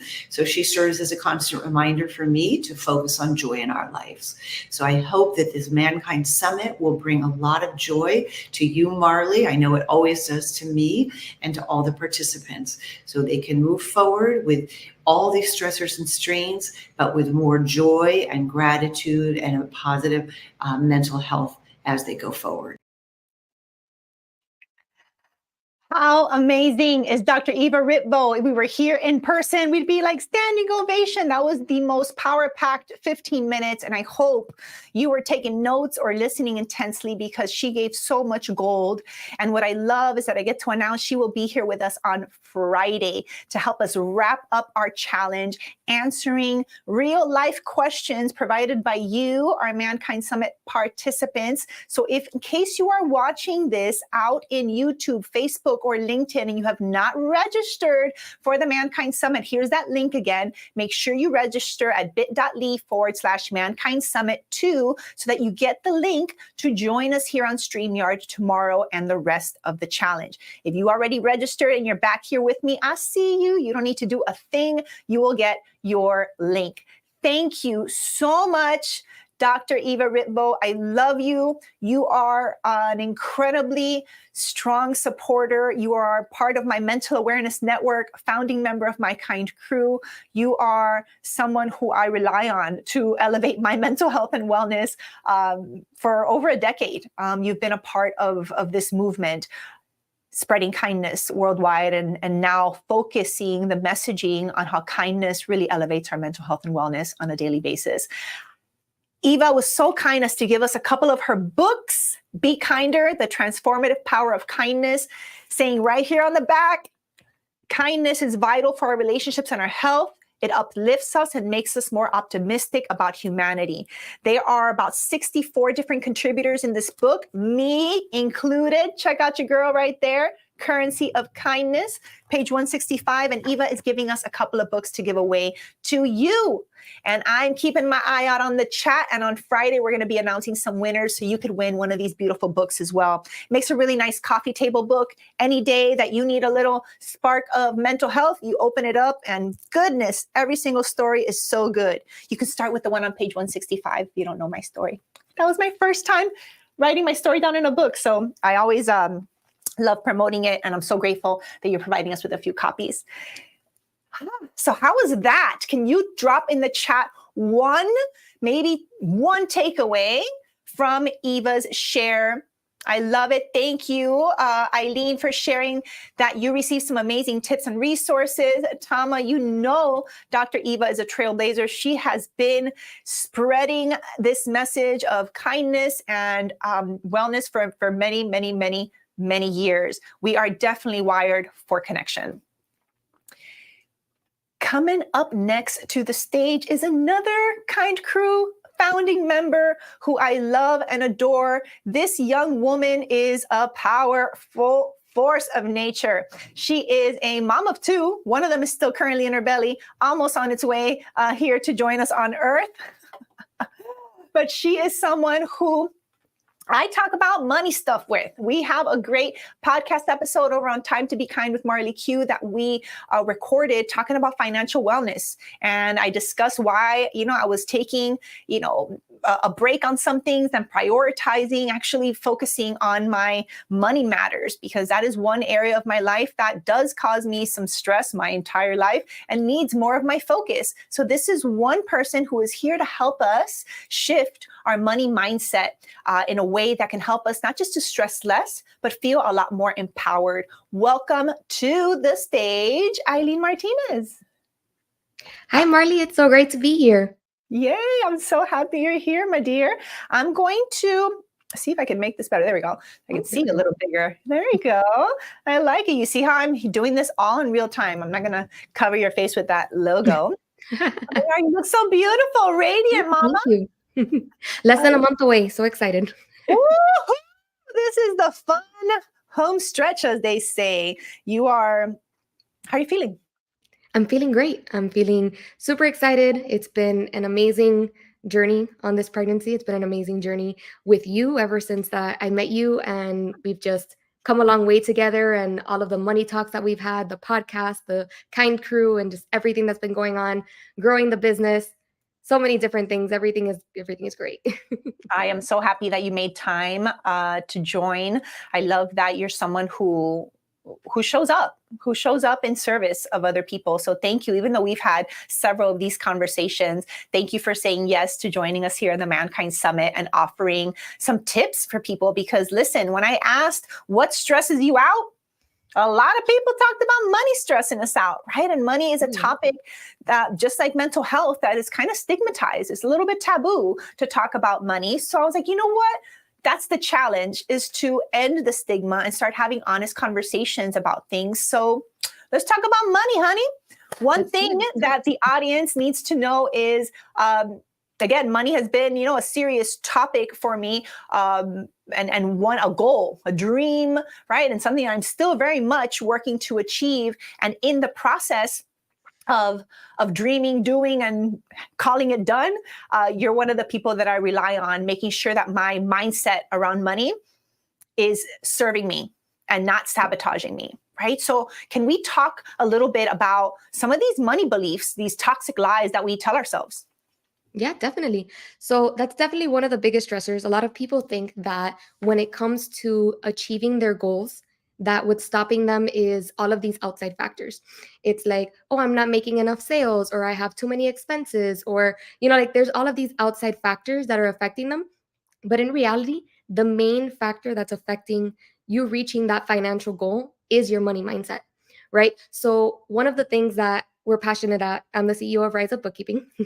And one of the things that we're passionate about here is making sure that not only do you have control over your money so that you can do whatever it is that you want with it. Like, we are firm believers that you deserve more money.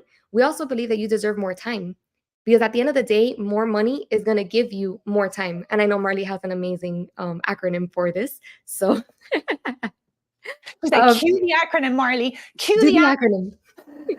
There you go. Or Perfect. Or this is my excuse. Exactly. which I would give myself a lot. I'm like, I'm just too busy. I don't have time to focus on that or do my bookkeeping or do my numbers. Like I'm always late on turning in my taxes to my CPA. I'm like the worst client ever, blah, blah, blah, blah, blah. Right? I had all these things. So yes, please continue. Of course. No, okay. So I wanted to talk about 3 specific toxic beliefs that I feel encompass, pretty much everybody.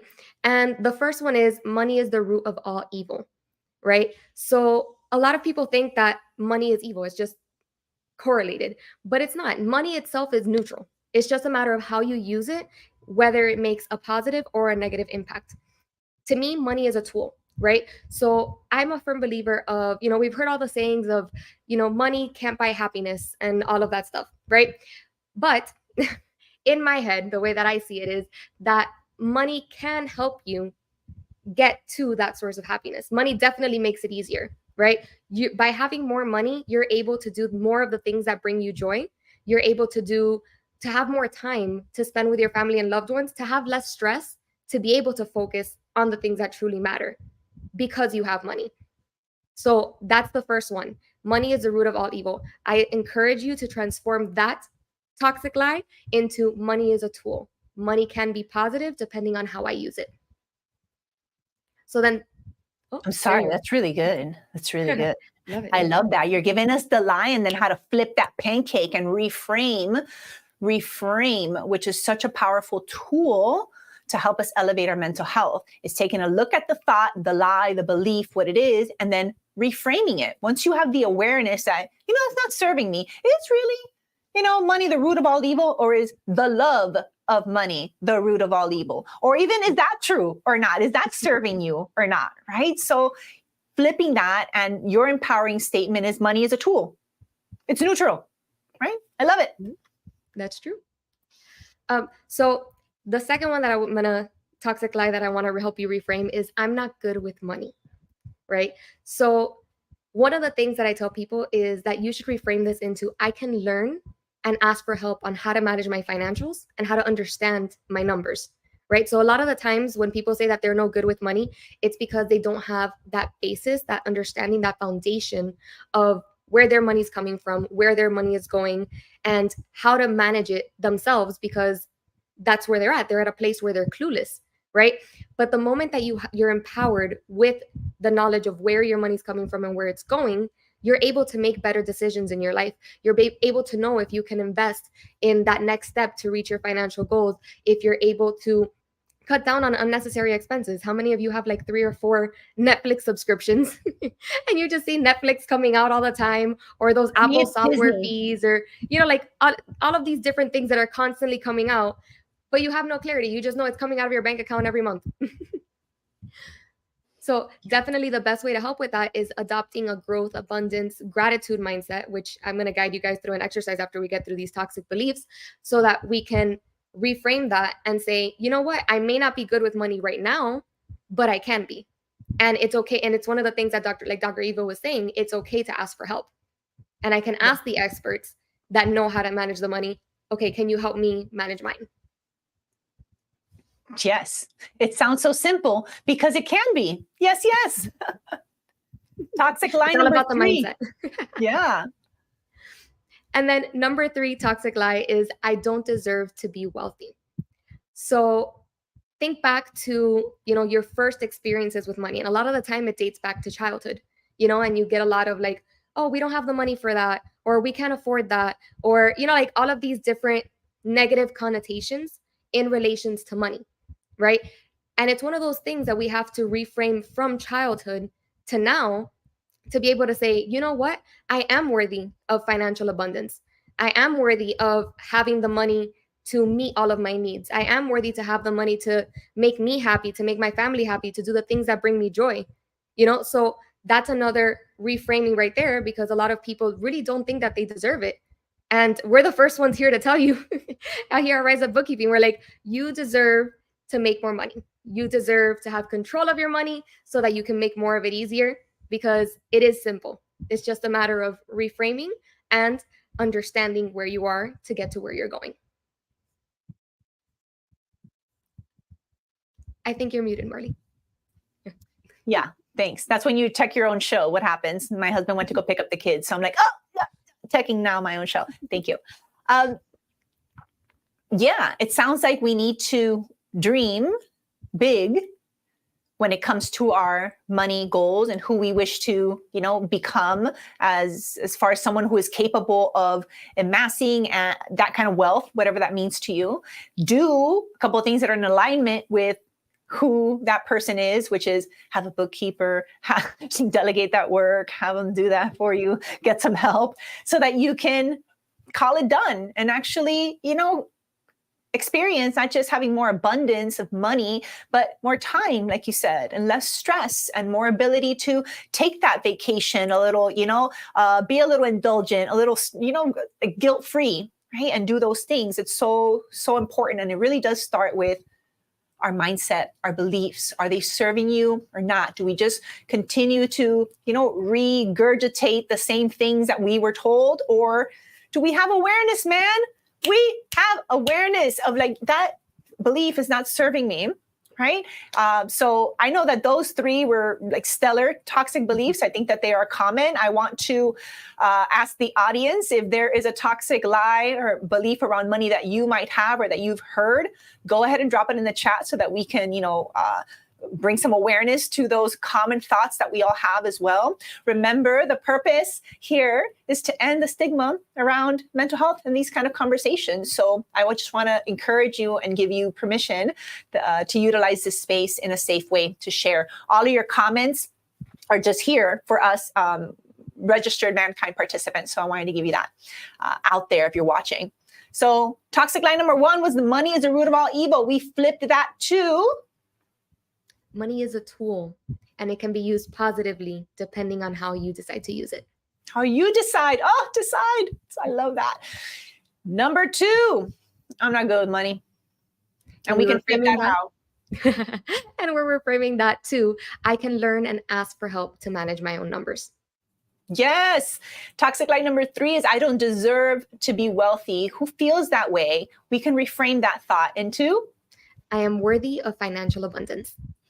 Yes. Yes. If you are with that kind of party and you feel you deserve some financial abundance, come and yes in the chat so we know that you're with us.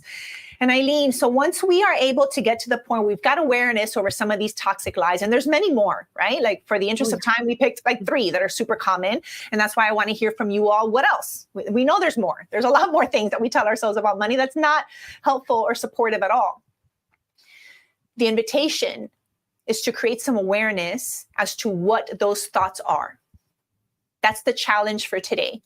What conversations, beliefs, lies are we telling ourselves, usually on a repeat basis, right? That is just keeping us stuck and stressed out about money. So if what you want to do is spend more time feeling good and less time feeling stressed and more money to enjoy while during that time, changing your mindset about money is key number 1. I know you got some other tips for us. Of course. So one of the action items that I always love to encourage people is to work on their gratitude, right? So a lot of people think it's like, what does gratitude even have to do with money? Like I'm grateful. It doesn't matter. Like I still don't have any money in the bank. I'm like, no. This is what's going to happen. A gratitude mindset is going to help you shift your energy from lacking to abundance. Right? So the moment that your energy is shifting from lacking to abundance, you're going to be able to open yourself up to more opportunities, to more financial opportunities, to more opportunities for growth, for kindness, for happiness, for so many different things, not just the money aspect, which is what we're focusing on now, but in all aspects of your life, switching from that lacking of, I don't have enough, or it's never going to be enough, or I don't make enough money. Everything is that lacking, I don't have enough, to I have more than enough money. I deserve financial abundance. I make enough money to do the things that bring me joy. And you're going to notice we're dropping a lot of affirmations here. And I totally encourage you to pick up the ones that resonate the most with you, because that is going to be the main thing. And my action item to you would be to start each day writing down 3 things that you're grateful for, whether that's personally, whether that's in business, whether it's about your kids, about your clients, about your team, about your family members. Just what 3 things are you grateful for? Write them down. And throughout the day, keep a little gratitude journal. Like, we don't celebrate the small wins enough. We think that we have this ginormous goal that we have to get to, and we can't celebrate anything until we get there. And usually what happens is that once we get to that goal, we're like, oh, I hit the 10K months. We don't sit there, we don't savor it, we don't celebrate it. We're just like, okay, what's next? Now I have to hit 15. Now I have to hit 20. And it's like, no, let's get there. How do you get to the 10K months? You need to land that first $1,000 client, that $500 client. You need to build up to that and accumulate all of these things that you're doing. And that's where your gratitude journal comes in, where you can go back and see like, wow, yes, I attained my $10,000 a month goal, but I did it because of all of these things that I have listed in my gratitude journal. Like I was able to land that client. I was able to help this person. I was able to, work on this collaboration, all of these different things to help you get there. So my recommendation to you would be, pick a little journal, something cute, something inspiring in the front. I always love those little journals with quotes on them. And keep that next to you, keep that with you in your purse, in your bag, on your bedside table, wherever it is that you can access it quickly. And you're going to notice that there's so many more things to be grateful for, because now that you're aware of it, you're going to be like, oh, this is something to be grateful for. This is something good that happens. This is a small win. And the more that you tune into that wavelength, the more that you're going to attract for abundance and opportunities and growth. Absolutely. 100%. What you appreciate appreciates. And that includes human beings. That includes, your mind. That includes your wellness. That includes your bank account. I like to, talk about the currency of kindness being, kindness is your superpower, even as it relates to money. People are like, I've heard a lot in my journey as a kindness influencer. Well, Marley, that's really cute when you talk about kindness, but kindness doesn't pay the bills. I've heard that a lot. And it got me wondering one day, what if it does? What if kindness does pay the bills? Kindness pays my bills today. And I can hardly hide my smile because it was just a decision that I made, right? I heard that enough. And that was such a disempowering belief that other people had and were imposing on me, right? Trying to make it as a kindness influencer, a speaker, a podcast host, a community builder, someone that their mission, I am in the business of spreading kindness. That involves making money. So kindness does pay the bills, but I see it as being aligned with the currency of kindness. And if we as humans would put the same value on kindness that we do on physical, tangible money, I believe we would be wealthier and richer than your wildest dreams and imaginations, because the power and the currency of kindness is what allows you to connect and get people to know, like, and trust you and actually want to work with you and explore opportunities. Actually, the power of kindness does that way more effectively than any kind of, super, thought out marketing strategy or, your next money making, formula to reach, 7 figures.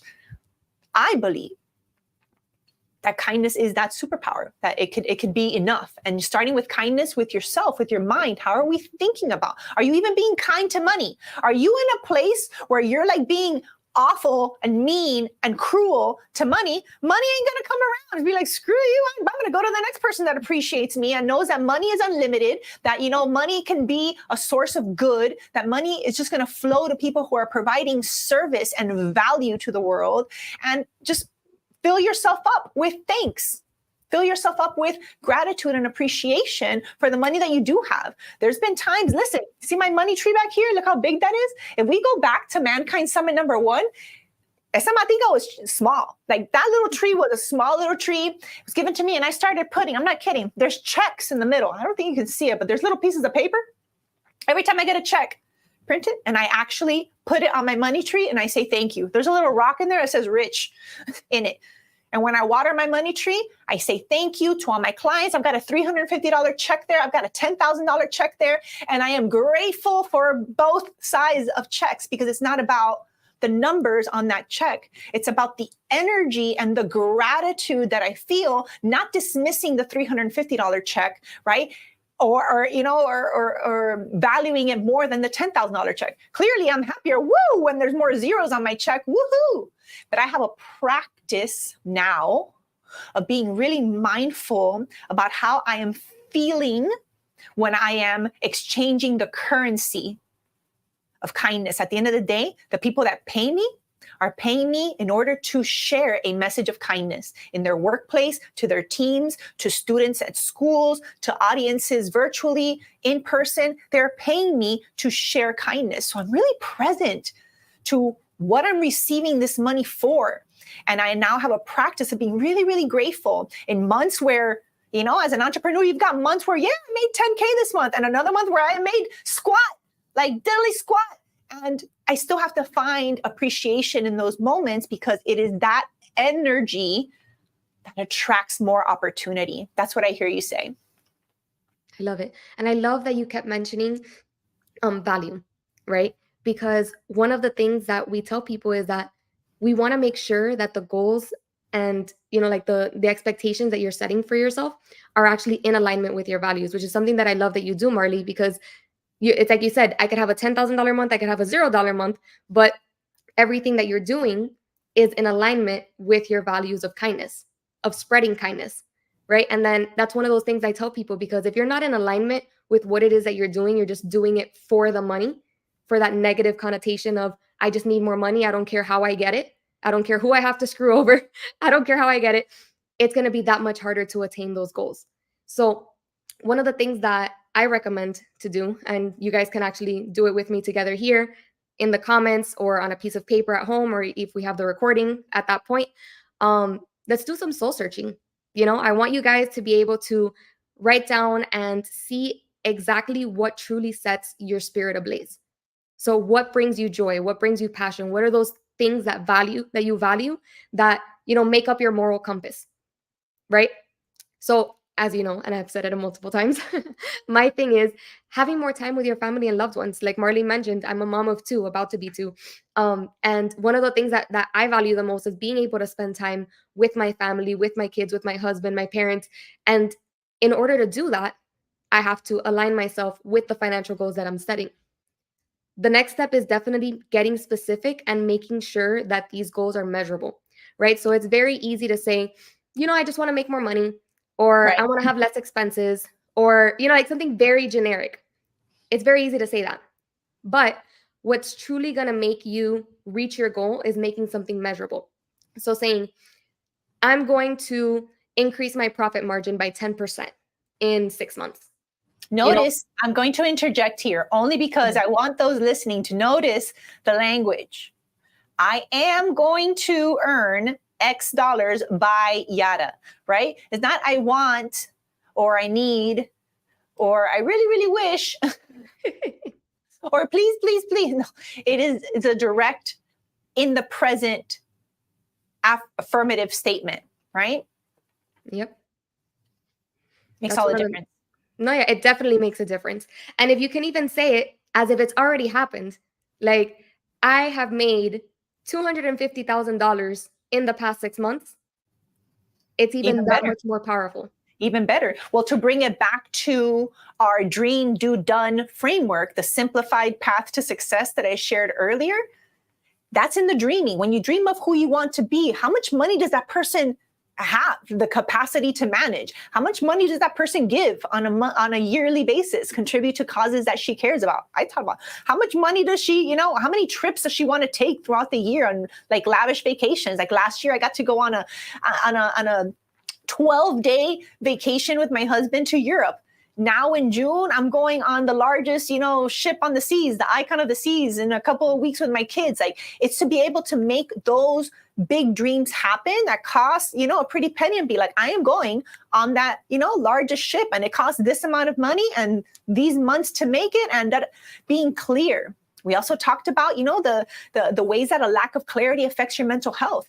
People, you are probably experiencing unnecessary amount of stress as it relates to your money simply because we are lacking clarity and measurable goals. That alone. So I really hope that you're listening and leaning into this invitation for self-reflection that Eileen is sharing and that I'm interrupting. No, I love it. I love it. You have all these gems and nuggets. It's amazing. Can't help myself. I'm like, no, but I'm going to get off so that you can continue. Yeah. So once you have those goals that you want to attain and you've aligned them with your why, because you have to be able to say, I want to make $250,000 in 6 months because you want X goal that aligns with your values. You want more time. You want to spend more time with your family and loved ones. You want all of these different things, right? Because you're in alignment and because you know that why, it's going to help you get to your goal that much quicker because you're going to be able to focus on it. You're going to be able to remind yourself, yes, I'm going to attain this goal and I'm working this hard to get to this goal because of XYZ, because I'm going to have more time with my family and loved ones, right? And one of the things that we want to do is be able to break these goals down. So if you're going to, I'm a numbers girl. I'm a numbers girl, and that is like the basis of everything that I do. So that's why I keep using these examples. Let's say you have $250,000 that you want to make in 6 months. Break that down. Okay, how much does that mean I have to make every month? How much do I have to make on a weekly basis? How much is that daily? And by breaking it down into smaller chunks that you can actually feel like that you can actually see that are tangible, it makes it that much easier to get there as well. And we talked about this before. We talked about celebrating those wins. You go and you make these as tangible as possible. You have these smaller goals that are going to lead you to these bigger goals. And as you attain them, keep track, write them in your gratitude journal, celebrate them. Go out, take yourself to dinner. Celebrate that you're doing these things, celebrate with friends. But the most important thing when doing all of this is making sure that you get your numbers in order first. Okay. So I always tell people, you can't get to a destination if you don't know where you are. You need to be able to lay that foundation, lay that basis of here's where I'm at, here's where I want to be, and this is how I'm going to get there. Right? So it's not about, like making sure that you have a clear understanding of every single penny off the top of your head. Like, I spend $7.99 each month on X transaction or that kind of stuff. But it's definitely being able to get a clear understanding of where your money's coming from and where it's going. And that's one of the things that we do and help business owners out, is being able to help them see, here are all of your streams of income. Here's where all your money's going. Let's cut down here. Let's save you on processing fees, on all of these different things. Let's focus on what your services are, what you're putting out there. Like Marley was talking about, we have all of these, she does all of these different things for people, whether it ranges from a $350 check or a $10,000 check.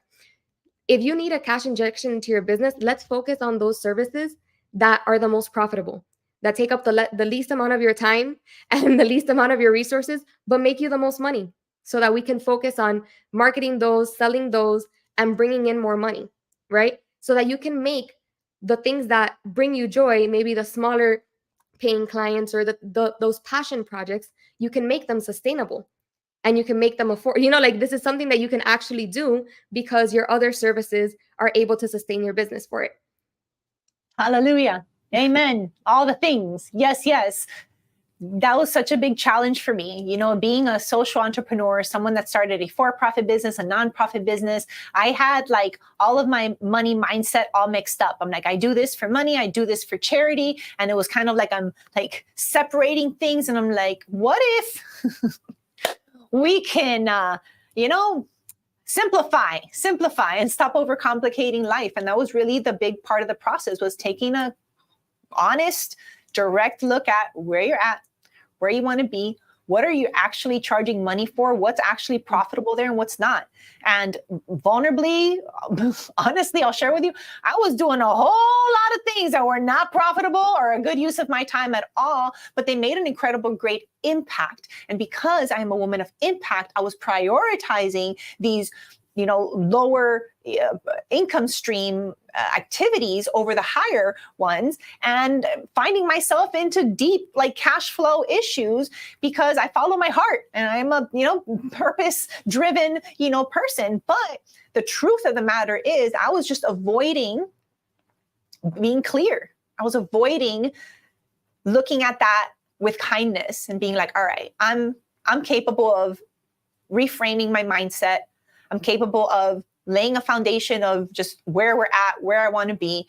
I'm going to treat this the same way I treat every other dream and goal that I have achieved. I am a high achiever, people. And like, this was one goal and dream of mine, like a financial dream where I'm still very much working on it, right? And I'll share this with all of you beautiful Mankind Summit participants here with me is, you know, a lot of speakers, authors, coaches, experts come and want to share, you know, their blueprint for success when they've made it. Right. And then like they share with you what they did. That doesn't mean it's the right thing for you to do.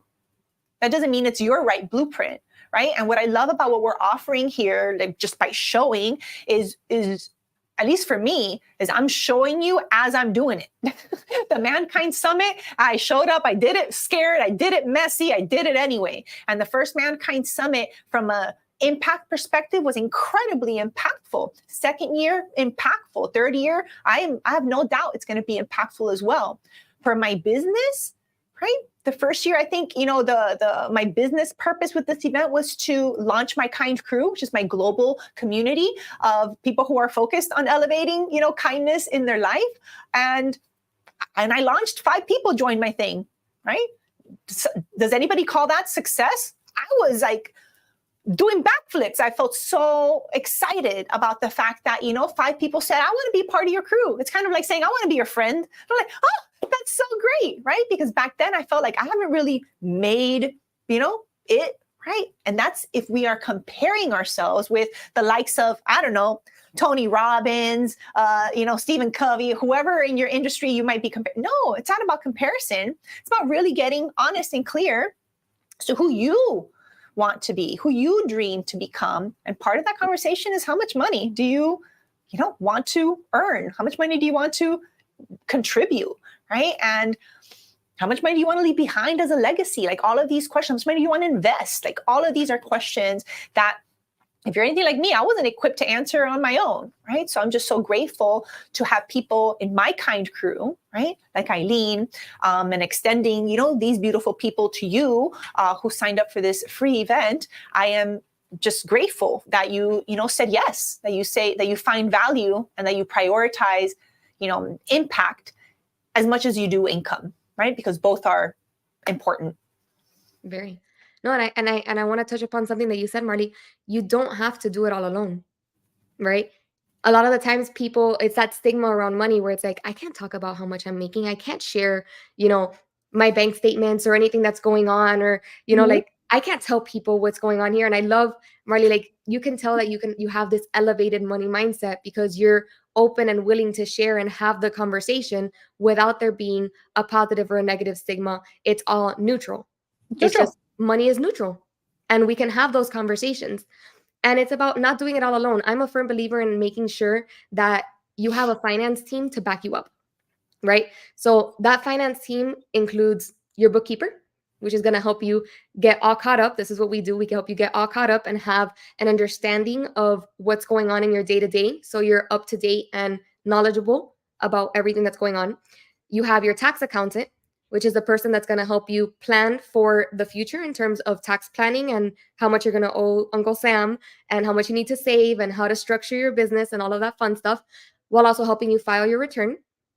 And then the third person is your financial coach, your CFO, the person that's going to help you attain the goals that you've set for yourself, whether it's a retirement plan, whether it's setting yourself up to leave a legacy for your kids, whether it's planning for a vacation next year or 3 years from now, or whatever it is that you want to do. That financial coach is going to help you get there.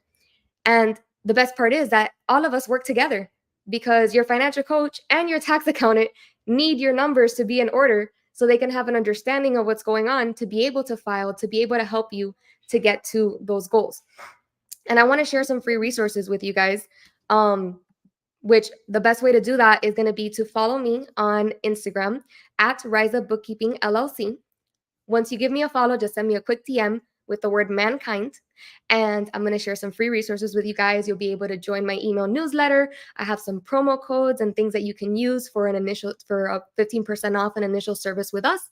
And we're going to help you get all of your numbers in order so that you can lay the foundation to be able to get to all of the goals that you've set on this call or that you're going to be setting offline when you reframe that money mindset. is super generous of you. I love that. Giving away some fire here at the Mankind Summit Day 1.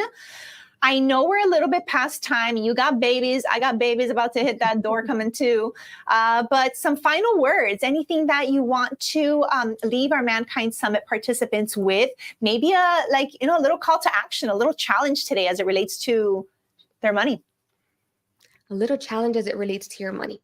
To DM you? To DM you? So they can besides DMing me. DM me so I can get you those free resources. But definitely, I'm going to encourage you to, find your financial Zen corner. You're going to find a room in your house that makes you happy. Kind of like Marley's here with her money tree and all of these things. You're going to find a room in your house that makes you happy. You're going to have your gratitude journal.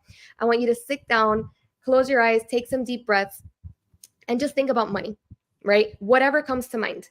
Whatever the first thought that comes to mind is, whether it's a negative thought, a positive thought, don't judge yourself. Just take it in, acknowledge it, realize what's going on. If it's a positive one, let's keep it. If it's a negative one, let's reframe using all of the different reframing affirmations and things that we've used throughout this talk, right? And when you're done with that, sit down and think about, okay, now that I've started working on reframing my money mindset, and this isn't something that you're just going to do once. I still do this. This is something that I have to sit down and think about. And, things come up that you didn't even think about months before or years before. It's like, oh, I didn't realize I had that conception about money. And then write down your goals. It's tangible goals. Whatever comes to mind, don't think about it too much. Just write. Whatever comes out, you can analyze it later and then start breaking that down. Reach out to the experts that you need to help you get there, and just basically put yourself in a position to achieve success, and do so without stressing it so much, and being able to have that positive mindset, that abundance mindset, where all of these opportunities are just going to come at you. And you guys did it here. The first thing that you did to open up to have that abundance mindset is showing up for yourselves at the Mankind Summit, being open to listening to all of this, to listening to all of our different mindsets, all of our different perspectives, and being open to changing them so that you can elevate yourself and reach the next level in your life and in your business.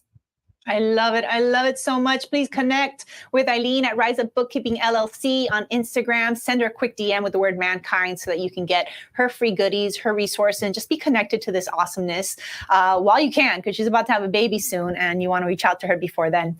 Just to wrap up, I love that part kind of like snuck in there in what you were sharing, is how important it is, even when you're the expert, how important it is for you to schedule the time to focus on your own dreaming, doing, done framework, right? And I'm going to put in a little plug or set you up from fishing for a plug here. How has, being part of our Kind crew helped you with that? Well, one of my favorite things, Marley, besides you, outside of as a part of the Kind crew, is definitely going to be the quarterly smartest planning workshops that you do. So taking the time each quarter, and the fact that it's absolutely free and being a part of the Kind crew, it's amazing. You provide so much value. But it's one of those things that I'm able to go and set aside the time every quarter and say, okay, this is the time where I'm going to sit down and think about where I'm at. I already have that foundation. I manage my books. I have all the stuff, but where do I want to go and how am I going to get there? And a lot of the times we think, oh yeah, I know. And you put it off, but actually setting the time to do so brings so much realization, so much help to get you there, because you're able to say, hey, I'm going to get to this goal. I'm going to use Marley's smartest planning workshop and framework to get there. And then we're going to reconvene next quarter. So it's not just, I'm going to set this goal and we're not going to talk about it for a year or two. A lot of people do that. We have the vision board workshops at the beginning of the year, and then we never look at them again. And then we try again next year, and we just, but the fact that this is quarterly and we go in and touch on it, and we keep checking in on where we're at to get to our goal and how far are we, or do we need to change some things up? We evaluate, we reflect, and we evaluate. That's my favorite thing about being a part of Marley's Kind crew. I love it. Thank you so much. I thought I would do a little bragging, a little shameless plug right there, because it was just so natural and perfect. Even the experts, the people, there's nothing, you do not have to do anything alone. And, when I decided to launch my Kind crew 2 years ago, if you were there and you remember, I had my Kind Crew, like founding members and my mental awareness network, present. And I got beat up for charging what I charged for my for my Kind Crew membership. And I just wanted I loved, receiving feedback that you find, value in being part of my crew, because it's not about how much money you invested in being part of the crew. It's about how much time it allows you to invest in you, right? It allows you a scheduled date with yourself, right? Like the Mankind Summit is a scheduled annual date where we get to hang out and, elevate our mental health together, and I'll have all these really great conversations and build community and have connection, right? But we get to do that not as this one-time event. We get to continue that ripple effect together and actually create meaningful relationships with each other. So just thank you so much for, saying yes, man, and being part of my crew, and just continuing to not just receive value, but be such a great resource for others. Thanks for joining today. Thank you so much for having me. It's been amazing. And one more time, I'm going to put her Instagram up in case you missed it. Connect on Instagram at Rise Up Bookkeeping and DM the word Mankind. She's got some free resources for you, and all around really great handle to follow for tips. So thank you for joining. I will see you soon. See ya. So beautiful people, day 1 is coming to a wrap. I hope that you have been inspired, that you've been impacted somehow, that you've received some insights from Eileen, from Dr. Eva Ritvo, from myself. If you have an aha, a takeaway, and you'd like to drop it in the chat, I would love to hear it. If there is one word that you would use to describe your experience today, you've been hanging out together, go ahead and drop it in the chat. One word. Hey, look, Eileen's looking forward to connecting with you. One word to describe your experience or a takeaway, drop it in the chat. I would love to highlight that for you while we wrap day 1 of the Mankind Summit.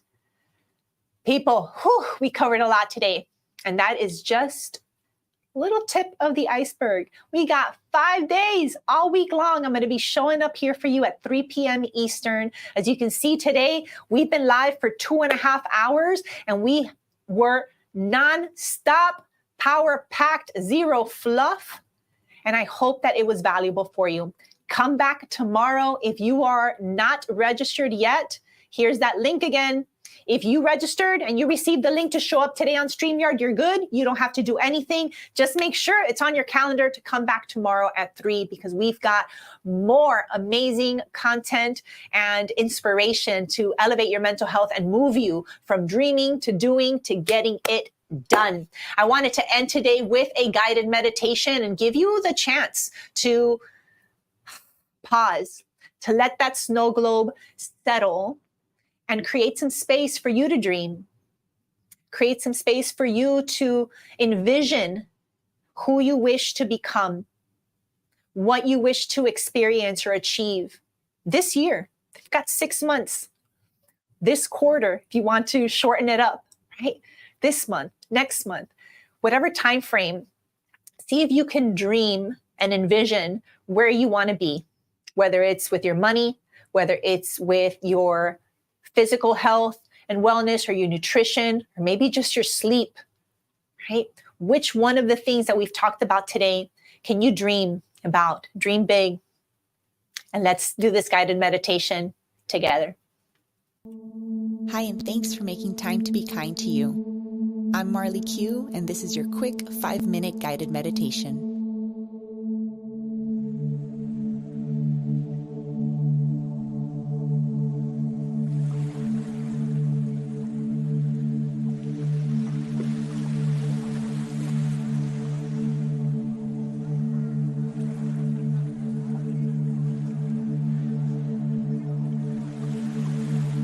Let's start with 3 cleansing breaths to begin to settle your mind and body into this present moment.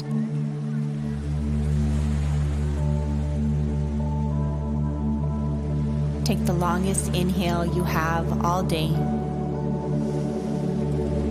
Hold it at the top. Open your mouth and sigh it out.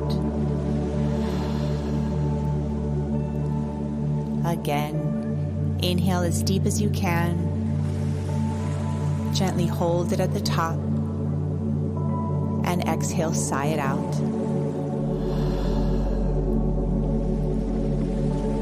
Good. One more time.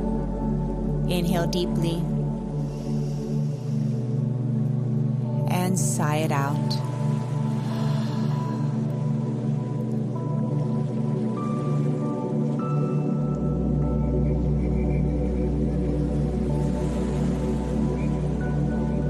On your next in-breath,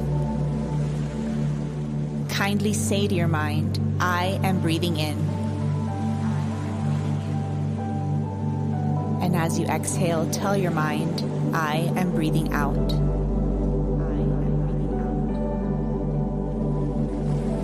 I am breathing in. I am breathing out. Good. Allowing your breath to serve as your anchor, to bring you from where you were to where you are. I am breathing in. I am breathing out. Good. Now bring awareness to your experience using your sense of sound. Perhaps you hear the waves crashing into the shore as you inhale. I am breathing in. And perhaps you hear voices softly in the background as you exhale, and allowing the waves to wash away any distractions or whatever doesn't serve you in this moment. I am breathing in. I am breathing out.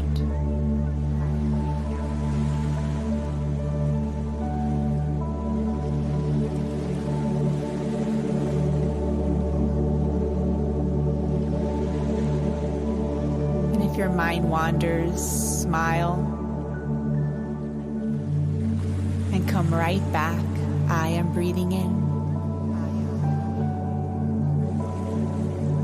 Breathing out.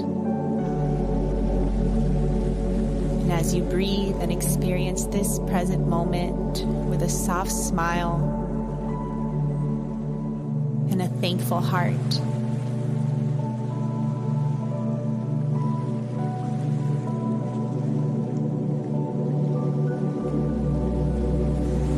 I am breathing in.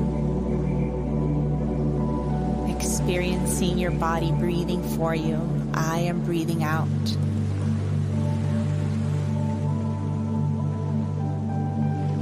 Softening your face, loosening your jaw, allowing a smile to graze your lips.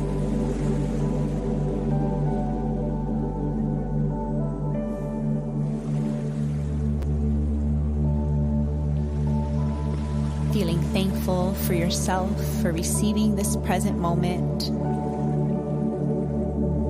Thank you for making time to be kind.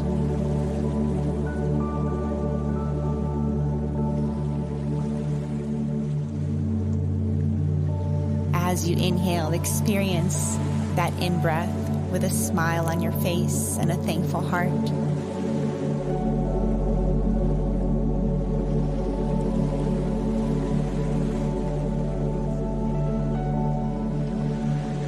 And as you exhale, release that breath with a smile.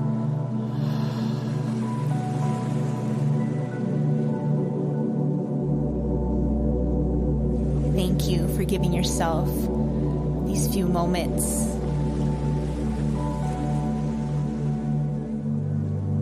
to be kind to your mind, to your body, and spirit.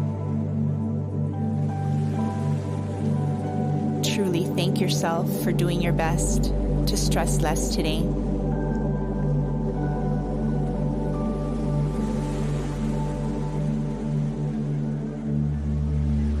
And thank you for allowing me to guide you in this short practice.